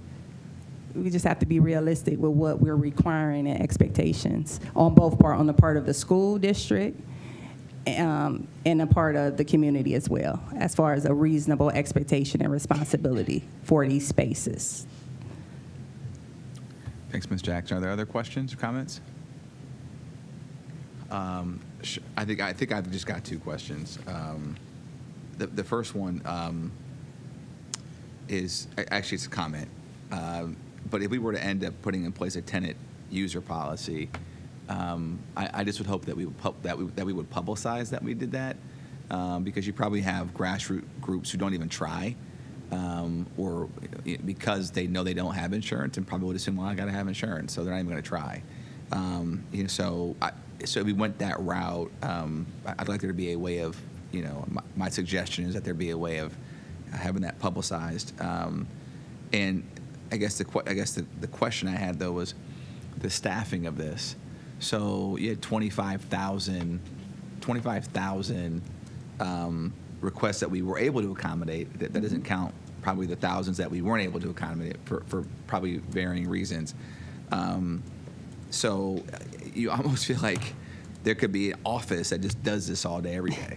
And I think that, because I think it's, Ms. Falk, I'll give you a lot of credit for taking a group on a tour, but you're the executive director of business affairs, right? So there are probably other, we talk about working to top of licensure, I don't know that I want you being the person who's doing that, right? You're our executive director. So again, I applaud you for doing it, but I'm simply saying that like there are probably other higher level activities that you're engaged in. And so, and I know that there were folks that you invited to be here. And my sense is that this is the community of people that largely is tasked with, I guess. Oh, they can't hear me. Okay. That's a first. All right. Let me talk in before. Okay. Thank you for that. But my sense is that this is the community of folks that really is that office, right? But they have other jobs and responsibilities too. And so I guess what I'm suggesting is that we have some more conversation, not tonight, but about does it make sense to have an office that does this, that is staffed with people who's, it might only be 2 or 3 people, but that this is their full-time sort of raison d'etre, if you will, in doing this work. And some of that could be, and seeing that this is a city APS partnership, my expectation would be that the city would help to fund that office. And I get the city has people, I think Jeff, I said, that I know that you're a person who does that, but 25,000 requests, and it sounds like a lot to me. And so there's probably a high degree of admin burden that kind of goes in all this, and not everyone's going to get the white glove, right? Because you have other things that you're doing too, so that was really my question. And I know that we have Ms. Teka is in the audience, and my assumption is that she is part of a group that I'm sorry, you're here, so sorry, hi, how are you? That you're part of a group that is, so that slide that you showed about tasked with figuring out what the processes are to expand access, you may have already reached the same conclusion that there needs to be some sort of staffing model that is sort of administering this program, right, and working with people in a more intimate way than maybe what we've been doing for years, and so I guess that's my question / comment. I'd be interested to see if you have any comments on that, or Ms. Teka, if you have any commentary on that as well. I'd be interested, so. Actually, Sometimes, Rachel, would you like to come up? Sometimes, actually, Mr. Frame and Mr. Frame also will do tours. I just happen to feel that one was important. So please understand, I'm not spending my whole time. No. I know you're not. I know you're not. So I'm just trying to acknowledge that there are folks that have this as a part of work that they are already doing, right? I mean, so Mr. Frame, I'm sure you have a full-time job that you're doing, and then this is another task that you're engaged with, and so. And listen, none of you is going to say that it's too much, you don't want to do it, and so thank you for your service. I'm just simply saying that, and thinking about the things that you do, that I'm just wondering out loud, if it makes sense to take that off your plate and have an office that sort of administers this type of work that would be working with you, Mr. Frame or Mr. Incorvia, and Ms. Teka, Ms. Folk, as opposed to having folks who already have a main job to do, having this be an additional responsibility, that while you're not saying you don't want to do it, I can imagine that it's not the funnest part of your day, trying to figure out who's going to be in what building at what time and whatnot. So, excuse me, Dr. Anyway, Hall. yeah. Let me have the city gentleman, please, if you could kind of talk about your role, and because we'd like to hear from you guys. Well, thanks, Deborah, for inviting me here. The city has an entire department that handles the CLCs. The guy that had it before me retired during COVID, so I've taken over, and his department existed with him and 4 other employees. Okay, now we're up to 20 employees, including myself. So as Ms. Volk was saying, we try to accommodate as many people as we possibly can. And as the CLCs keep gaining interest and people want to use it, we keep building our department larger and larger by hiring employees. So as everybody knows, the nation is short of employees. Yeah. So as the CLCs continue to grow and get larger and get more usage out of them, so does my department. So that happens through hiring employees, and as we all know, we have to go through a hiring process and make sure we have them, and there's just not people applying. So I'm currently hiring 3 more employees here in the next week or so, which will build my department up to 22. So we do have an entire department in the city that does deal with the CLCs, and that's kind of my main job throughout the day. Yeah. I kind of go 7 days a week. So I'm sorry to interrupt. So clarifying question. So the city has the buildings from 6 to 9. So is the work that your group is involved in, is that just in that 6 to 9 time slot, or are you also working to oversee activities that happen before 6 p.m. in the evening? The way the city's agreement works, we don't have access to the buildings till after 5:30, 6 o'clock. Okay. So your team is basically 5 or 6 o'clock right. afterwards. I don't hire anybody unless they work nights and weekends. Okay. Gotcha. Okay. I'm in the office from 8 o'clock in the morning, sometimes 9 o'clock at night, Yeah. and Saturdays and Sundays. But most of my team works nights and weekends after APS is done with their programming. Our programming takes over. So we'll have the programs in the building nights and weekends, Monday through Friday, Yep. Saturdays and Sundays. Currently, right now, like we have 6 churches using facilities and then multiple of programming. As I said before I took over, there was 5 employees. So you only have so much stuff you can do. As we continue to grow, we want to try to make the CLCs accessible as much as we possibly can, anytime. So as that happens, you have to also, as the department grows and as the usages grow, so does your staffing. So our staffing is continuing to grow, and we continue to try to accommodate as many programs and organizations out there. So the FMX process that Ms. Volk was just walking us through, you also have access to that same system that you're checking. Yes. As well. Okay. Yes. Currently, like she said, we did a paper process. Yeah. There are some barriers. The FMX has kind of eliminated probably 90% of the barriers. The biggest barriers is if people want the facility, they usually want it like today or tomorrow. Well, you have to make sure that you have all the proper paperwork in place, as well as staffing. You just can't say, I need you to work tonight, okay? Yeah. That person's not on the schedule. Yep. So usually, the approval process sometimes took a week to 3 weeks, depending on how fast principals got back to us. Now, I get them in less than 24 hours. So now I can say, hey, I have this. If I have an employee available and someone wants it, like say Saturday, if that employee is available, we can ask them to work. But it's usually at least 2 weeks out. So, Ms. Teka, how then do you integrate into this existing process? So the Youth Success Summit is really about building a network across Summit County. And so what we've been doing is convening Deb Folk, as well as city officials like Jeff and Jeff.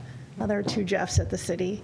And they are continually working through kind of the barriers that have limited access to the CLC, from the FMX system, right, the design and the selection of that, and then the use and training of that. So all of our out-of-school time providers were trained on the FMX system once it was selected as the tool. And the feedback has been outstanding. The community sees this more accessible usage. It's actually, I think Jeff might have mentioned it, the FMX system is on the City of Akron's website now. Mm-hmm. It's also on our website. So just that kind of systems usage and barrier, kind of overcoming those barriers of access is what our organization has been working on. Roger that. Okay, thank you. Ms. Jackson. What are these barriers? Because everyone keeps saying barriers, and I asked the question, other than financial barriers, because you're saying, it's as if you guys have some information. did you receive some type of feedback on what are the barriers other than cost that you guys are saying that you are eliminating barriers, plural, other than financial? What were the barriers? It was more scheduling, Ms. Jackson. So, not knowing, is that space available? I could fill out a permit and I could request north on June 2nd. But it was already filled. But you wouldn't know that because all I did was turn in that paper. Now everything is, online, people can see it, right away. So if north is full on June 2nd, I'm going to go back into the system and go, can I try Bookto on June 2nd? And boom, I get it.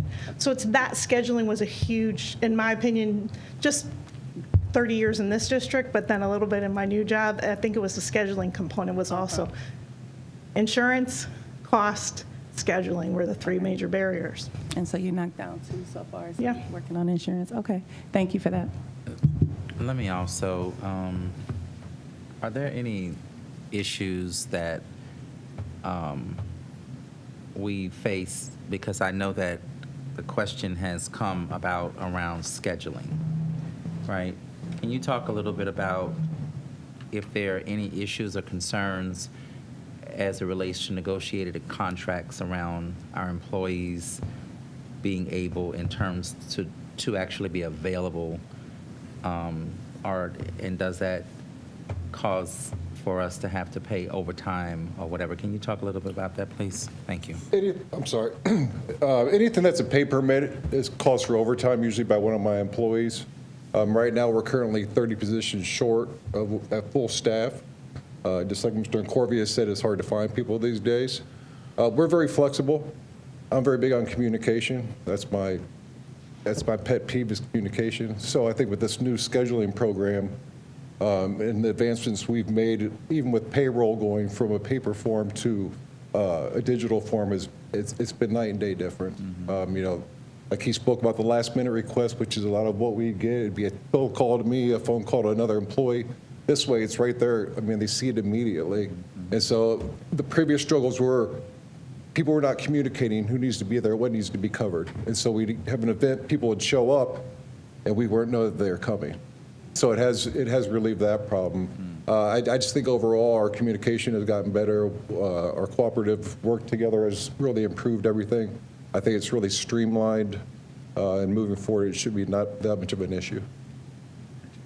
But you're short 30 positions, though. Yes, sir. Correct. Right. So that has to create issues, right, with staffing these events. And so from a barrier standpoint, are there times when we say no to events because we just don't have the people to staff it, regardless of how much advance notice we have, right? I mean, if you're down 30 people, right, and you're down a bunch as well, Jeff, right? So the events that the city holds, Yep. or city staff, Yep. especially on the weekends, all right, Saturdays and Sundays, we clean the buildings ourselves. Okay, so we don't use the custodial services for that. Now, Monday to Friday, they're already on there till 10:30. We're in the facility. So they're kind of already there. On the weekends, the custodians give us access to their cleaning closets, so we clean the gyms, cafeterias, bathrooms, the spaces that we use. So that doesn't burden them. Okay. We do use some of the guys' materials. Yeah. So part of the agreement is percentage of that comes back to APS. Okay. Roger that. Okay. All right. Well, this was fantastic. So thank you all for being here. Ms. Secca, thank you for being here as well. It's We're good to see very you again. excited that it's happening. Yeah. Because, yes, I was part of the program way back when it started. And again, we have more people have access to CLCs is our goal. Now we just have to work through all that to get there. It just doesn't happen. Roger that. All right. Are there any further questions? Oh, Ms. Autry, yep. I'm sorry. You might have answered this already, Mrs. Folk. I know our vendor process used to be paper. Is that now electronic, or is that still paper? Which, what do you mean by vendor To process? become a vendor of APS. Oh, if you are a vendor, we suggest that you contact our purchasing agent. You still have to provide us the one and only W-9, and once we get the W-9, then we create the vendor number in Munis. It's very simple. You just have to work with Jim and Pat, and they will create a vendor number for you. So is it a paper? It's still a paper W-9, you can't fill it out electronically. It requires original signature. But I will tell you, if I gave them a W-9 right now, it probably wouldn't take them 30 minutes to make me a vendor. Okay? Thank you. You're welcome. All right, thank you kindly. Thank you. Thank you.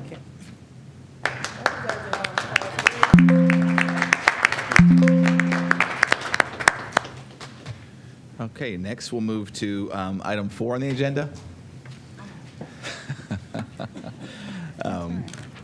which is the approval of the previous meeting minutes. Is there a motion to approve the meeting minutes from 11/6? I so move. It's moved by Mr. Perry. Is there a second? Second. It's been seconded by Vice President Autry. Is there any discussion? Hearing and seeing none, roll call, please, Dr. Thompson. Mr. Perry, Yes. Mrs. McKittrick, Yes. Dr. Molnar, Yes. Mr. Alexander, Yes. Mrs. Autry, Yes. Dr. Hall, Aye. Ms. Jackson. Yes. Motion carries 7-0. Okay. Thank you, Dr. Thompson. Next, we'll move to our personnel recommendations. Dr. Robinson. Thank you, Dr. Hall. I would like to recommend approval of personnel recommendations presented in categories 5 through 16. Before that is done, I want to recognize one of the recommendations is currently Ms. Melissa Freimeyer is serving as Interim Director of Special Education. This is not a new position. She is filling in the position as the previous director resigned from the district, Ms. Rachel Tecca. So Ms. Freimeyer has been here for quite a number of years, and so we're moving to make her permanent in the position. She is a seasoned professional in the field of education, began her career in 1998 as an MD intervention specialist at Akron Public Schools, stationed at North High School. Her early work involved utilizing a Workforce Improvement Act, WIA, grant to establish job training opportunities for students with disabilities at Akron General and the University of Akron. Over time, Ms. Freimeyer has transitioned into the role of a student support teacher, providing IEP training, support, and services to the North Cluster schools. As an SST, she also took on the responsibilities of a district pyramid coach, focusing on restructuring IAT, PBIS, and MTSS processes. After obtaining her administrative license from the University of Akron, Ms. Freimeyer became an elementary special education coordinator for Buchtel, North, Kenmore, and Garfield schools. Later, she assumed the position of data coordinator, focusing on tasks such as supporting MS, managing the special education report card, overseeing student data, grant funding, and tuition billing. Ms. Freimeyer briefly served as interim director before returning to her role as data coordinator. And looking ahead, we're eager to see the continued contributions that she is going to make to the special education department, leveraging her intensive experience and dedication to the field.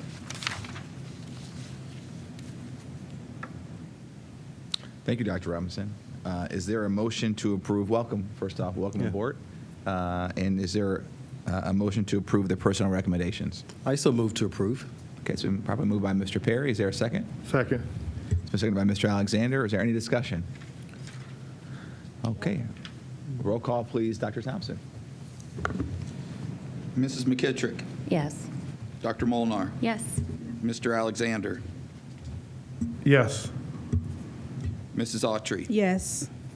Dr. Hall, Aye. Ms. Jackson, Yes. Mr. Perry. Yes. Motion carries 7-0. So please, Ms. Frymire, if you would stand, we just recognize you. Thank you so much for your contribution. And she is now the official director of special education. Thank you. Also, board members and our public, we want to also acknowledge the passing of one of our staff members, and it was with great sadness that I informed the passing of Joel Rivera Hernandez on November the 19th, 2023. Joel had been a valued member of technology support as a technology support specialist, and he was with Akron's public schools since January of 2023. His current building assignments were at Mason and Reimer CLCs. He previously supported Glover. He served in the U.S. military, and he leaves behind a son who is in the U.S. Army, a daughter that works at Elliott, and his mother and father who live in Puerto Rico. So let's please keep his family in thought, his daughter who is one of our employees, his son and his parents in our prayers. Thank you, Dr. Robinson. Next, we'll move to next is our consent agenda. Dr. Robinson. Thank you, Dr. Hall. I wish to recommend approval of the resolutions and motions presented in Category 21. They are in proper format, and I move for their approval. Just want to recognize many of these contributions that have been given to us come from many of our partners who diligently support us, and we just want to say thank you to them. Highland Racing, Square Racing from Miller South,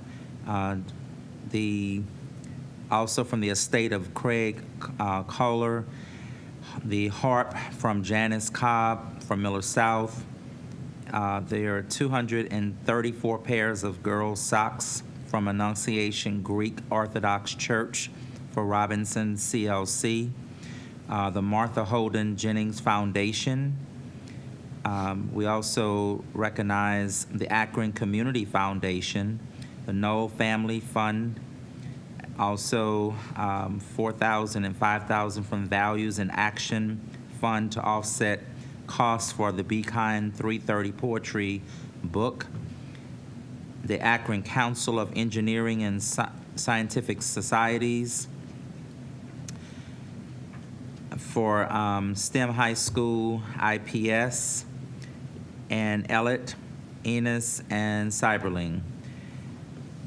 We also want to thank Goodyear Tire and Rubber Company for their contribution for a STEM grant of $50,000 for PLP experiences with NIF STEM and STEM High School, of which I do want to acknowledge the work that has been done at that high school, and we actually were recognized by the state for the work that they have done, and they have their distinction. So thank you for that work that's being done.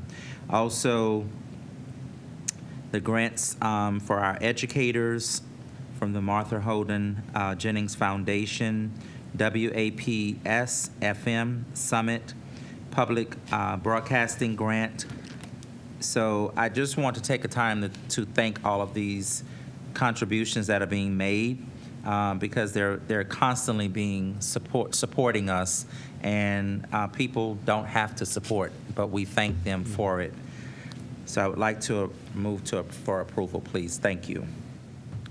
Thank you, Dr. Robinson. Is there a motion to approve those items? So move. It's been moved by Ms. Autry. Is there a second? Second. Just seconded by Ms. Jackson. Is there any discussion? Roll call, please. Dr. Thompson. Dr. Molnar. Yes. Mr. Alexander. Yes. Mrs. Autry. Yes. Dr. Hall. Aye. Ms. Jackson. Yes. Mr. Perry? Yes. Mrs. McKittrick? Yes. Motion carries 7-0. Thank you, Dr. Thompson. Next, we move to item 23, Business Affairs Recommendations. Dr. Robinson. Thank you, Dr. Hall. I want to recommend approval of the business affairs recommendations presented in Category 23. Is there a motion to approve the Business Affairs recommendations in item 23? So moved. It's moved by Mr. Alexander. Is there a second? Second. Seconded by Ms. Autry. Is there any discussion?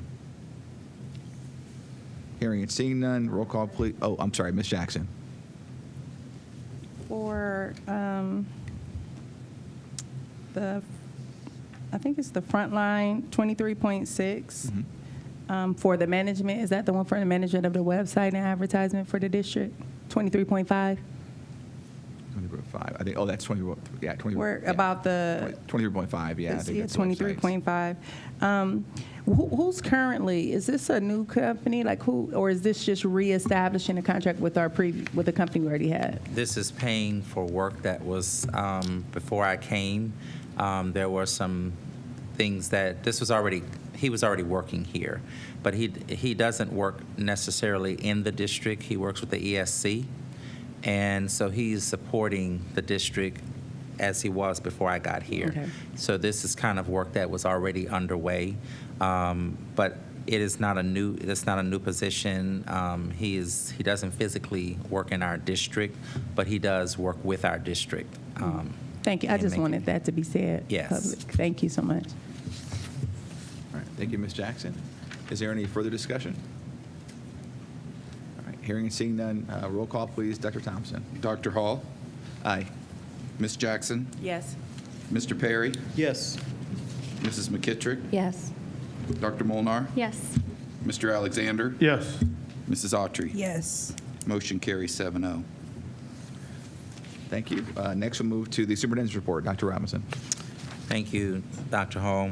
I want to also recognize Project Grad because they do an enormous amount of work, and that's with Ms. Jackie Siley on December 2nd. Ms. Freimeyer, you came right at the right time, so you can help spearhead that. December 3rd is International Day of Persons with Disabilities. International Volunteer Day for Economic and Social Development, December the 5th. I want to also remind our community and our parents, our scholars, to please keep checking the website as it relates to inclement weather days.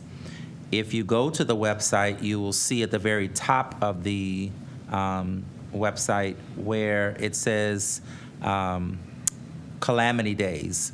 That is going to be changed to school closures and weather days, but there's a whole entire process that's there for our parents, who to contact, what to do, when to do it, to make sure that you have the information. Sometimes, you know, these closures happen very fast, so we want to make sure that you do check the website, but we will be sending out text messages, robocalls. The information is on the website, but we'll also encourage you to please look at the local news, listen to the radio stations here, because that information is also going to be made public there as well. And the principals, we're asking, we after our last meeting, they will be at the school for the first hour. Some of them are going to be there longer than that, to make sure that no kids actually show up, but if they do, so that they can contact those parents and make sure that those kids get back home safely before they actually leave. But there will be school representatives there via the principal. Pulitzer Prize winning and National Humanities Medal recipient Isabel Wilkerson, noted author of Caste, the origins of our continents, was the keynote, and E.J. Thomas Hall on November the 8th. I actually had a chance to meet her physically, personally, before the event, and I really enjoyed that. She was actually absolutely phenomenal, and we were able to get a copy of the book. Essential Experiences at Stan Hewitt for STEM middle school 5th grade students. I actually got a chance to go to Stan Hewitt, but it is actually the home of the Cyberlings. And so I'm getting ready to go. I want to go and see the lights. I'm new here, so I'm not going to miss that. I was supposed to go before Thanksgiving, but I encourage. They were actually putting it together while we were there, so I actually got a chance to get a sneak preview of it. Krause CLC Community Closet, the grand opening was on Friday, November 10th. I really want to congratulate the school on a phenomenal, and those kids own that building, and that's what I like. They really and truly own that closet. They were proud that it was something that they did, along with the teacher and the principal, and the community came out to support. Miller South, I did get a chance to go. I promised the kids I would go to see them in The Giver, so I did make it there to see them and enjoy the portion that I was able to see it. It was really phenomenal, and I got a chance to talk with many of the cast members, even students that were now at Firestone who used to attend. Some of our kids are directing. They're doing the roles that typically people would do as an adult, which lets the kids know that, you know, there's a future for many of our children. I just want them to remember me when they are in lights. Don't forget about us. Feature teacher. This is something that I started when I came. I get a complete blast out of doing this because teachers do not know when I'm coming. The principal, we give them a notice, but the teacher does not know. And so these are videos that you can actually watch. And so Miss Julie Paulus, 4th grade teacher at Glover CLC, was the featured teacher. Above all else, tell the truth, the power and of importance of local history event at the Highland Universal Gathering Post on Friday, November 10th. Phenomenal. It was absolutely phenomenal. It was awesome. And Miss Jackie Silas Butler in 2020 is the 2023 recipient of Akron Bar Association's Bradford Buck Gearing Professional Award. This award was created to recognize an attorney's exceptional dedication to the standards of the profession and to recognize one who has demonstrated integrity and humanitarian concerns within the community. I have to say that Miss Jackie is definitely befitting for this award. She is truly a humanitarian here in the community. And that will be on Thursday, November the 30th at 5:30 at Greystone. That's actually my mother's birthday, but I won't be able to be there due to scheduling conflicts, but we want to say congratulations to Miss Jackie. Acknowledging Ramaya Brown, who's an entrepreneur at Brown's Bake. She was actually at the event at the Gathering Post and she was just walking around giving out her card. These are our kids, and we have to be proud of the work that our children are doing. They're already entrepreneurs, and so, and there's so many of our children, and we have to uplift them and let them know that we support them, we love them, we care. And so she gave me this, which is her menu of items with her prices, and she knows her business. She's on top of it. So she was able to actually connect with a community person who was there that day, who is also owns a lucrative business here in Akron. And so she's going to be working with our scholar to support her. Acknowledging Jennifer Pinale for her Akron Beacon Journal. of the Akron Beacon Journal for receiving OSBA, Ohio School Board Association Media Honor Roll. So this award goes to Ms. Pinale, who is out right now, but we do thank her for the work that she does. And Be Kind update. I want to acknowledge Ms. Joanne, who on December the 4th is going to be, she's really working hard, and I'm asking our entire school district, community, kids, our board, please come out and support at 6 o'clock. It's going to be at the Akron Civic Center, Civic Theater, right down on Main Street. And our kids have been working hard on the presentation of poetry through Be Kind. They've created a book, and so they'll be presenting their poetry. I want to thank the Akron Community Foundation, the Civic, Kindland, and also Values in Action for just in Poetry Life Publishing for just supporting our kids in this endeavor. And so I can't wait. I'm very, very excited. Today, in my Be Kind 330 share out, I want to extend to you a warm and heartfelt invitation again to join us on December the 4th. But scholars, community, family, employees, and sponsors will all come together to celebrate this Be Kind 330 project. There also will be a song premiere, which you will have to come and see. I don't intend to ruin the surprise, and I'm not going to tell you, so don't ask. We want to see you there. If I tell you, then you're not going to come, so we got to have something to hold over your head.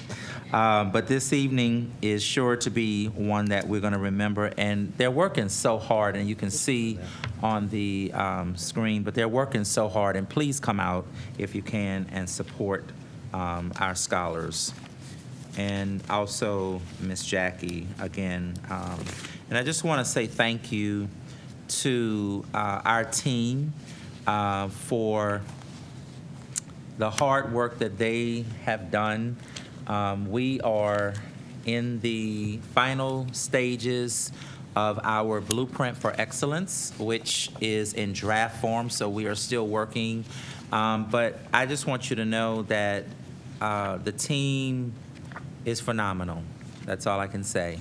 There is so much, and you can see the hard work that was put into making this document that which it is. But again, I cannot say enough to thank Ms. Joanne, who took the bull by the horn. And I mean, she was pushing me, and I had homework and stuff that I had to get to her, deadlines. And she's just been, since day one of me walking into this job, she has been a phenomenal person. And so I encourage you, please come to the final reading. Invitations have been sent out. If you can, please come to that. We would love to hear your feedback as we get ready to conclude this project, which we will unveil in December. Thank you, Dr. Hall and board. Thank you, Dr. Robinson. Any questions or comments for Dr. Robinson? All right, Harrington, we'll move to item 26, President's Report. I'm saving my remarks for the 18th of December, so I have no report tonight. So we'll move to item 27, Treasurer's Report.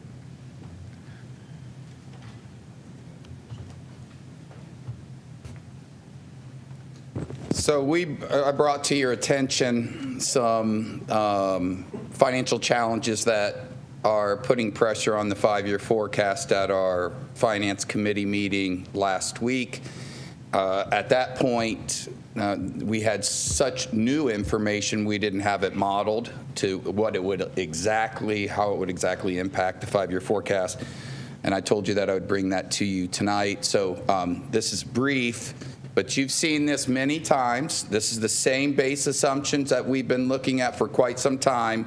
That's the recurring ESSER expenses back into the general fund, reductions from last spring, reductions based on closure of buildings, updated revenue based on property values and the new state funding formula, It assumes 19,210 students. It assumes 30 million in ESSER supplant back into general fund. All assumptions, and in the following assumption, where I'm going to model some of the changes that have occurred, include all of these assumptions. These assumptions hold true all the way through, and that includes our debt payments for our COPS deal, which is the Kenmore build, and it includes 15 million starting next school year, in permanent cuts. So, and this is what that looked like when we modeled that. Again, you've seen this before. This is our official board-adopted 5-year forecast that you would find on the Ohio Department of Education website. And really, going across the bottom, ending cash balance with levies, that's not any new levies, that's existing levies is what that means. You can see what our cash reserves are going out to 28, which it drops to $2.2 million. So where did the number 15 million, which is 4% of our total budget, come from? That was the number that we wanted 28, all 5 years of our forecast to stay black. So that's what it took in order to get there. But since then, since the beginning of this school year, two things have occurred. We've added about $700,000 in expenses that are not budgeted for. So I would say this to all the administration across the entire school district. Anytime you bring something that you cannot pay for in your budget, you're adding to cuts or you're reducing carryover, one or the other. There's no other option. So that's really important to keep in mind as we move forward. Secondly, and to a larger effect, we found out just on the minute before, 2 hours before we walked into that finance committee meeting, that we received essentially an invoice from the city for $1.2 million a year for the next 5 years to pay for the remaining balance on the purchase of this building. And that was not known to me or known to anyone in my office. That deal was struck in approximately 2018. It is in contractual language. It's there. But remember, we had a transition of a treasurer and not a permanent treasurer for a little over a year, and somewhere that got lost in translation. So we're aware of it now. Obviously, we have to build that into our 5-year forecast moving forward. I can tell you that our attempt to mitigate this to some degree will be to see if we can work with the city to refinance that remaining $6 million balance instead of over 5 years, pay that over, say, for example, 15 years to see what that might look like and what kind of interest rate we might draw in order to accomplish that, but certainly to try and reduce those payments. But what you see modeled here right now is not a reduction. It is $1.2 million plus the $700,000. And you can see that changes on the back end of that 5-year forecast. That $2.2 million to the good is now $6.8 million deficit. So it's an $8 million swing. So if we want this to stay black, what that means is without refinancing, the objective now is $16.7 million in reductions for next fiscal year if you want it to stay black. So I believe my job is to report the numbers, keep you informed, keep the administration informed. Dr. Robinson and I will be talking to the staff over the next, I think tomorrow, is that not correct?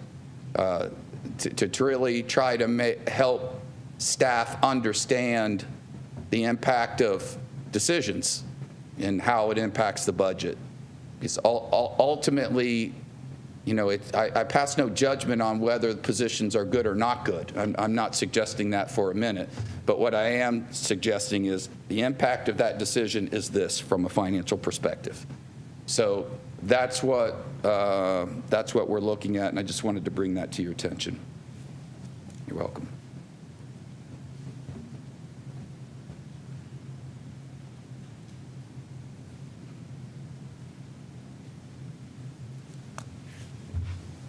Questions for Dr. Thompson? So I actually have one. So the $700K that you were talking about before, that was all, so that entire amount was staffing? The majority, not all of it. The majority of that is staffing, and some are vehicles of which none were budgeted. Okay. So is there a, I guess where I'm confused is that, so typically there's a budget process, and those budgets have to be approved. Correct. So this is in addition, so this goes beyond what was approved. Correct. In department budgets. Right. So what you'll see is in reconciliations, you'll see a minus number eventually surface in our monthly reports. Okay.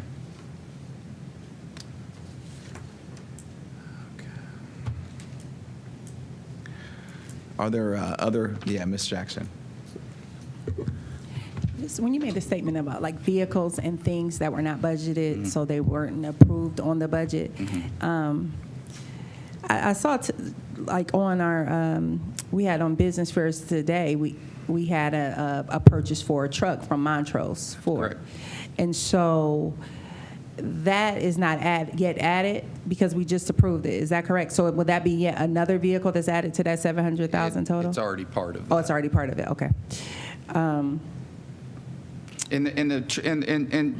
you know, I don't want to oversimplify it either. So, for example, we were at a point where, you know, Dr. Robinson and really this current administration is in to some degree in a difficult spot because vehicles weren't purchased for several years. They were taken away from. Those monies were withdrawn and put back into the general fund to pump up the 5-year forecast, which is not unusual. That's commonly done until you have to pay the piper when we can't get our jobs done out in the field in operations because they don't have a vehicle to get there or a vehicle to move the snow or et cetera, et cetera. So, you know, we have plenty of buses, for example. That's a whole nother thing down the horizon that we're going to have to, what we will do moving next year is we've got to look realistically at what we have to budget and what we have to purchase. And we have several buses, over 10 buses that are over 15 years old that are still out on the road. Those are old buses. They're certified, they're safe, but they're prone to breakdowns, et cetera, et cetera. So those are just some of the considerations, and a bus is over $100,000 for each one. So it adds up very quickly, and oftentimes in budgetary cuts, those are the things that get cut because they don't impact programming, they don't directly impact students then, but it does down the road. Right. And this is down the road a little bit.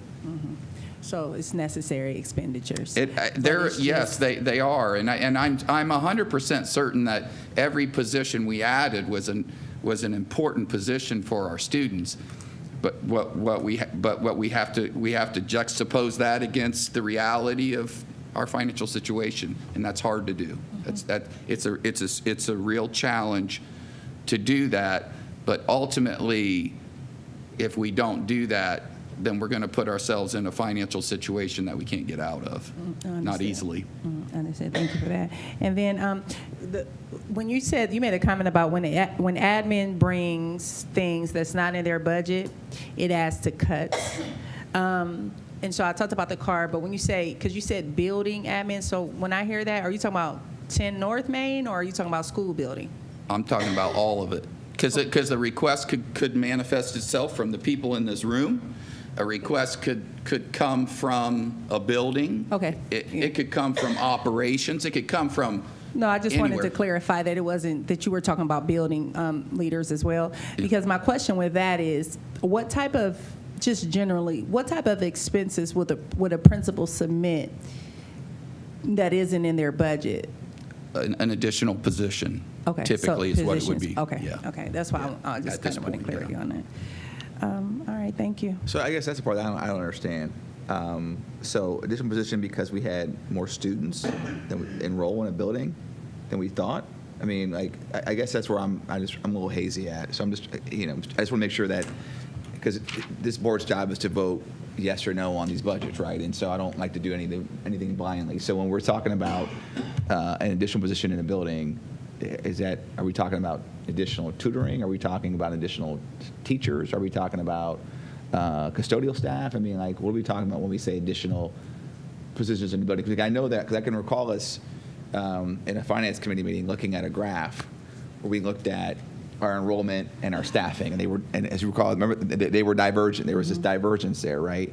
So it seemed like there was an opportunity for us to right size around that. And so, but what I just heard you say was that we're actually adding more staff above a budget. And so, and some of this too is, gets back to, a training standpoint too, right? I mean, like what is your experience in doing budgets? Because it's not easy to do a budget, speaking from personal experience. So some of this could be a training issue, like where people need more experience in understanding how budgets are put together. And what assumptions go into their budget, and I don't know any of that sitting in this seat, right? I mean, so it's a little more in the weeds than I want to be, but I'm just trying to understand from a building standpoint. I mean, what are some of the yes? Thank you. So, I want to be very clear that when we speak about administration, that is referring to this administration, mine. And I have not in any way come in and exacerbated a budget. Very familiar with budget process. We don't have a blueprint, so now that we will have that, that is going to help guide the budget process, right? And so we are going to do budget a little different from the way that we are accustomed to doing it. Because I want to make sure that there's voice in budget, but I also want to make sure that what we say that we value is where we spend our money. That's important, right? So I don't want any type of misunderstanding about administration coming in and we're just spent, because that's not the case. We are running this district very lean in some areas, and in some areas not as lean. That's why we're meeting as a team to really begin to sit down and look at where positions are, what needs to be cut, but it's going to be guided by this blueprint, right? Because this is going to dictate how we spend money, where we spend it, and why we're spending the money. But let me also be very clear in that in order for us to run an organization that is effective and efficient, there are some things we're going to have to do very different from the way that we're accustomed to doing them and how we've been doing them. There are positions that we're going to have to eliminate, yet at the same time there are positions that we're also going to have to create, which is what we call right-sizing a district. So I want to be very clear, because I don't want the misperception or misconception to be made or misunderstood that this administration has come in and we have blown a budget, because that is not the case. Very familiar with budgets. I've dealt with budgets that are 2 and 3 size the size of the budget that we have here in this district. And so I want to be very clear so that there is no misunderstanding around that. And so when we meet as a team with the cabinet and our think tank, we're going to look at because there is absolutely not one position in this district that is off the table. Everything, we're looking at it, from who has secretaries to what you name it. because what you heard very clearly stated, authentically stated tonight, that we're 30 positions short when it comes to custodians, right? Many times we don't think about custodians and bus drivers. We're short on bus drivers and cafeteria workers and all of that. Those are things that we're going to have to fix. But this is what I've inherited. It belongs to me now, and we're going to figure it out and fix it as we go along. But I just want to be very clear that we are not sitting here exacerbating a budget from a lack of knowledge. We certainly know budget. Coming in, there's very little I can do to change a current budget, but there's a whole lot I will do to impact the new one.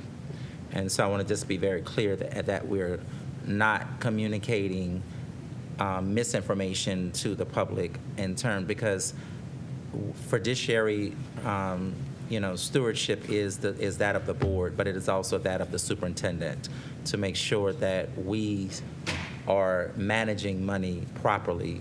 And I don't want there to be any misconception about positions. Because of how budget was previously done, that's why you have in some situations, or may have in some situations where something wasn't budgeted. For example, Ms. Jackson, you asked about the truck, the vehicle, right? Which is necessary right now, but that wasn't budgeted. But we also didn't have a plan, which is why those refresh plans somehow over the last couple of years, I don't know what happened, but we didn't follow through with some of the things that we should have. So there are things now, such as this vehicle, that is necessary for us to be able to do the stuff that we have to do in the school district, but it wasn't budgeted for previously. So we then have to move monies around within the budget to ensure that we are not overspending. So I just want to make sure that that's very clear. Thank you. Yeah, appreciate it. Clear. So let me go back a second here. So the budget process. So I'm talking about a budget roll up, right? So each department has a budget that they submit. Correct. Is that? That's correct. Okay. And those budgets for fiscal year 23, which began July 1, would have been due when? Oh, in the spring. In the spring, okay. So when you're talking about the $700,000 number exceeding budget, what you're effectively saying is that a budget that was submitted in the spring of 2023, right? Yes.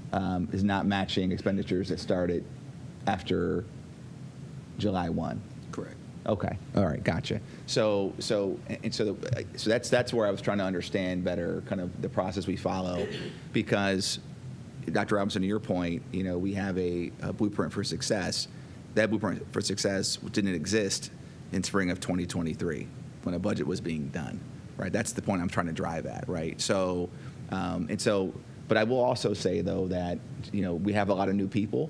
In some key positions, going back, 12, 18 months, and the size of those budgets, and we know this from our ESSER issues, right? We struggled to figure out how to spend those dollars in a way that was efficient and effective, and so again, that's as we spin this forward, that's my concern, is just ensuring that, while we have a superintendent who understands budgets, we want to make sure that our newer staff have the appropriate sort of training and understanding around budgets and budgeting, and that's not something that you just learn. It's something that takes professional development. So I don't know if we have plans around that, but that's just a suggestion. We do. Yeah. So, okay, that's my question. Are there any additional questions or comments for Dr. Thompson? Okay. All right. Next, we'll move to committee reports. Legal contracts and board policy. Thank you, Mr. President. We have 5 policies that are presented at this meeting for second and final readings, and a recommended action of a motion to approve. All right, so we have, so I need a motion to approve policy 7540.02, 7540.03, 7540.04, 8300, and 8315. I'd like to do them all in the same motion unless there's an objection from any colleagues. Yes, Dr. Question. Mr. Alexander. Are these policies the second reading or the third reading? Because I know we have three readings before we approve. Is this the third reading or second reading? Well, so are we approving them on the second reading, or is that something we're requesting, or are we just saying? Yeah, this is a request to approve after the second, for the second and final readings. Yeah, so 2 readings to your point, as opposed to. So we don't need 3 readings? Yeah. We don't have 3 readings. That was changed before I got here. So that's, all the policies have been on after the second reading.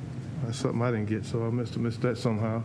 Yeah, I thought we always had three readings before we approved them. Yeah, I don't recall seeing that anywhere. Yeah, so that's something we. I was confused on that too, because it does say second and final reading. So I was confused. So to your point, you can request a final reading. That you can request the second reading be a final reading.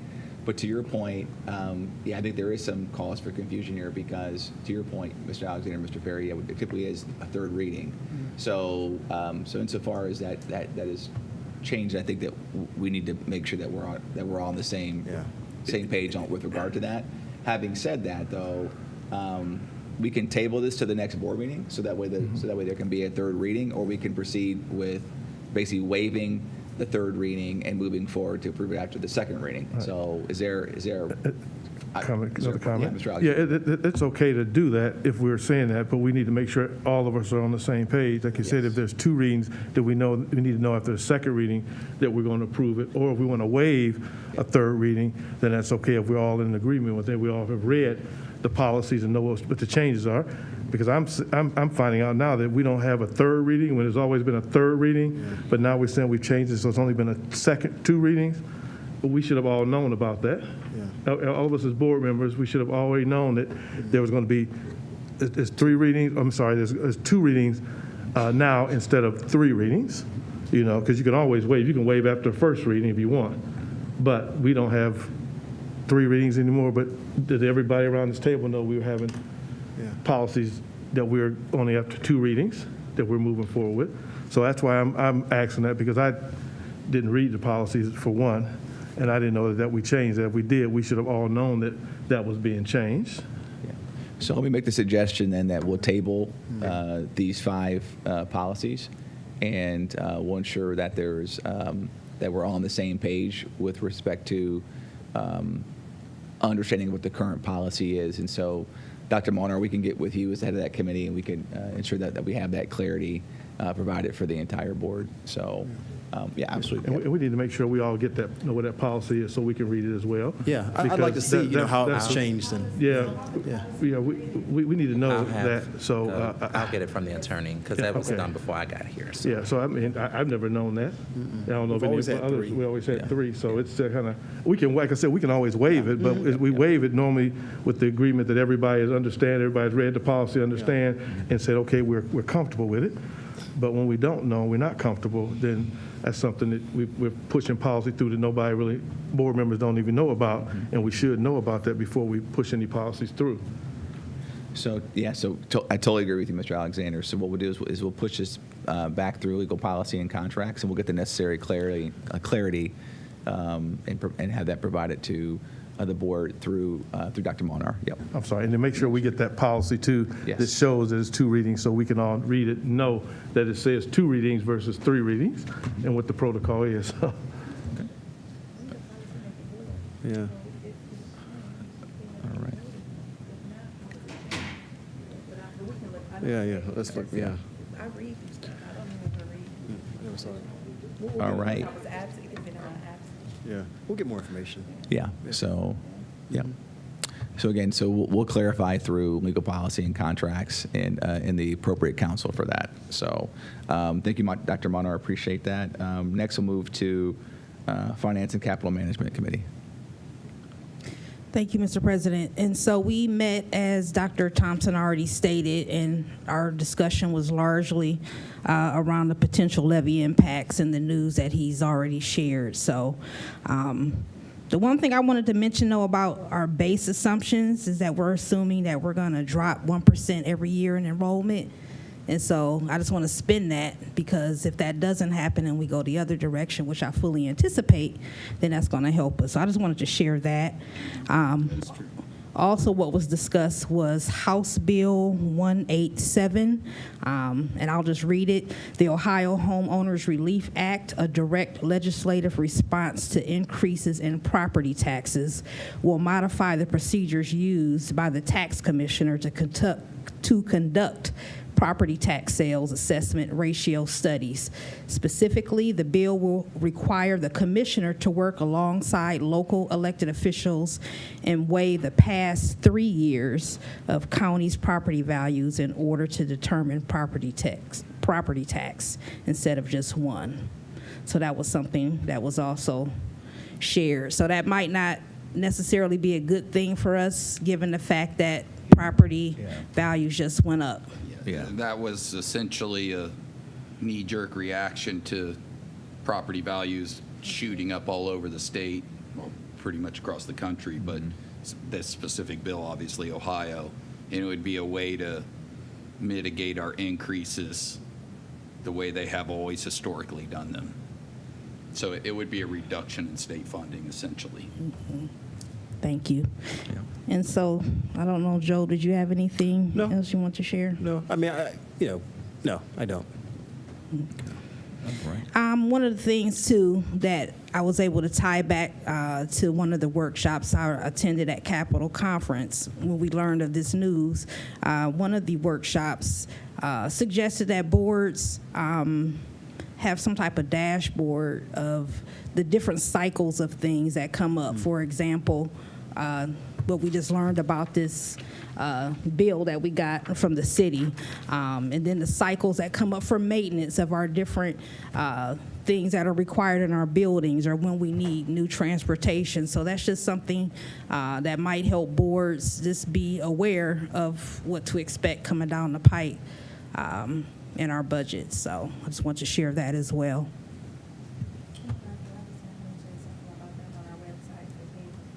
Mm-hmm.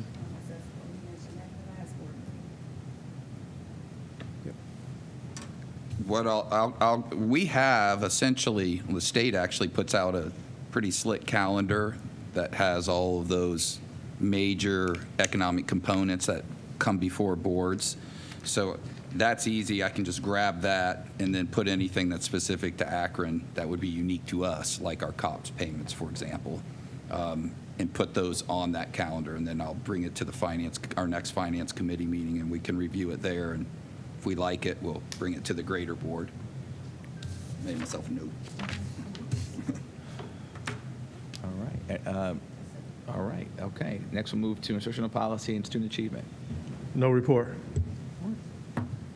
And we'll go to equity committee next. No report. Report. All right.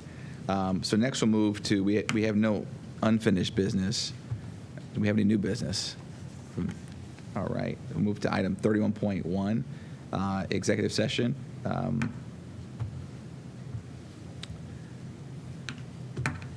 I need a motion to recess into executive session pursuant to ORC 121.22G1 for the purpose of considering the employment or compensation of a public employee or official of the school district. Is there a motion? So moved. So moved by Mr. Alexander. Is there a second? Second. Seconded by Ms. Jackson. Is there any discussion? Hearing and seeing none. Roll call, please. Dr. Thompson. Ms. Jackson. Yes. Mr. Perry. Yes. Ms. McKittrick. Yes. Mrs. McKittrick. Yes. Dr. Molnar. Yes. Mr. Alexander. Yes. Mrs. Autry. Yes. Dr. Hall. Aye. Motion carries 7-0. Okay, we stand in recess at 8:08 p.m.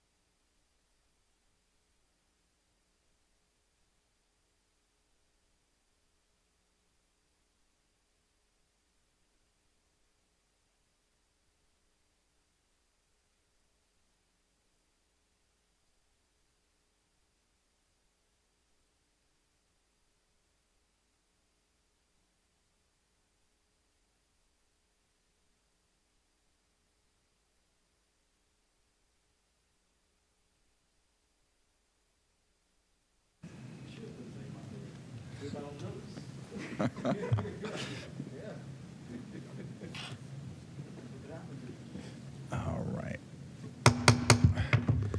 Welcome back to this regular scheduled board meeting on 11/27/23. We are reconvening at 9:46 p.m. And we have one item from executive session. We have a resolution. We have resolution 23-153. Is there a motion to approve said resolution? I so move to approve. It's been moved by Mr. Perry. Is there a second? Second. Seconded by Ms. Jackson. Is there any discussion? Hearing and seeing none, roll call, please. Dr. Thompson. Mr. Perry, Yes. Mrs. McKittrick, Yes. Dr. Molinar, Yes. Mr. Alexander, Yes. Mrs. Autry, Yes. Dr. Hall, Aye. Ms. Jackson. Yes. Motion carries 7-0.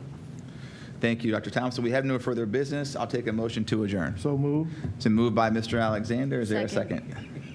Second. Seconded by Vice President Autry. Is there any discussion? Hearing and seeing none, roll call, please. Dr. Thompson. Mrs. McKittrick, Yes. Dr. Molnar, Yes. Mr. Alexander. Yes. Mrs. Autry. Yes. Dr. Hall, Aye. Ms. Jackson, Yes. Mr. Perry. Yes. Motion carries 7-0. All right, we stand adjournment at 9:47 p.m. Thank you. All right.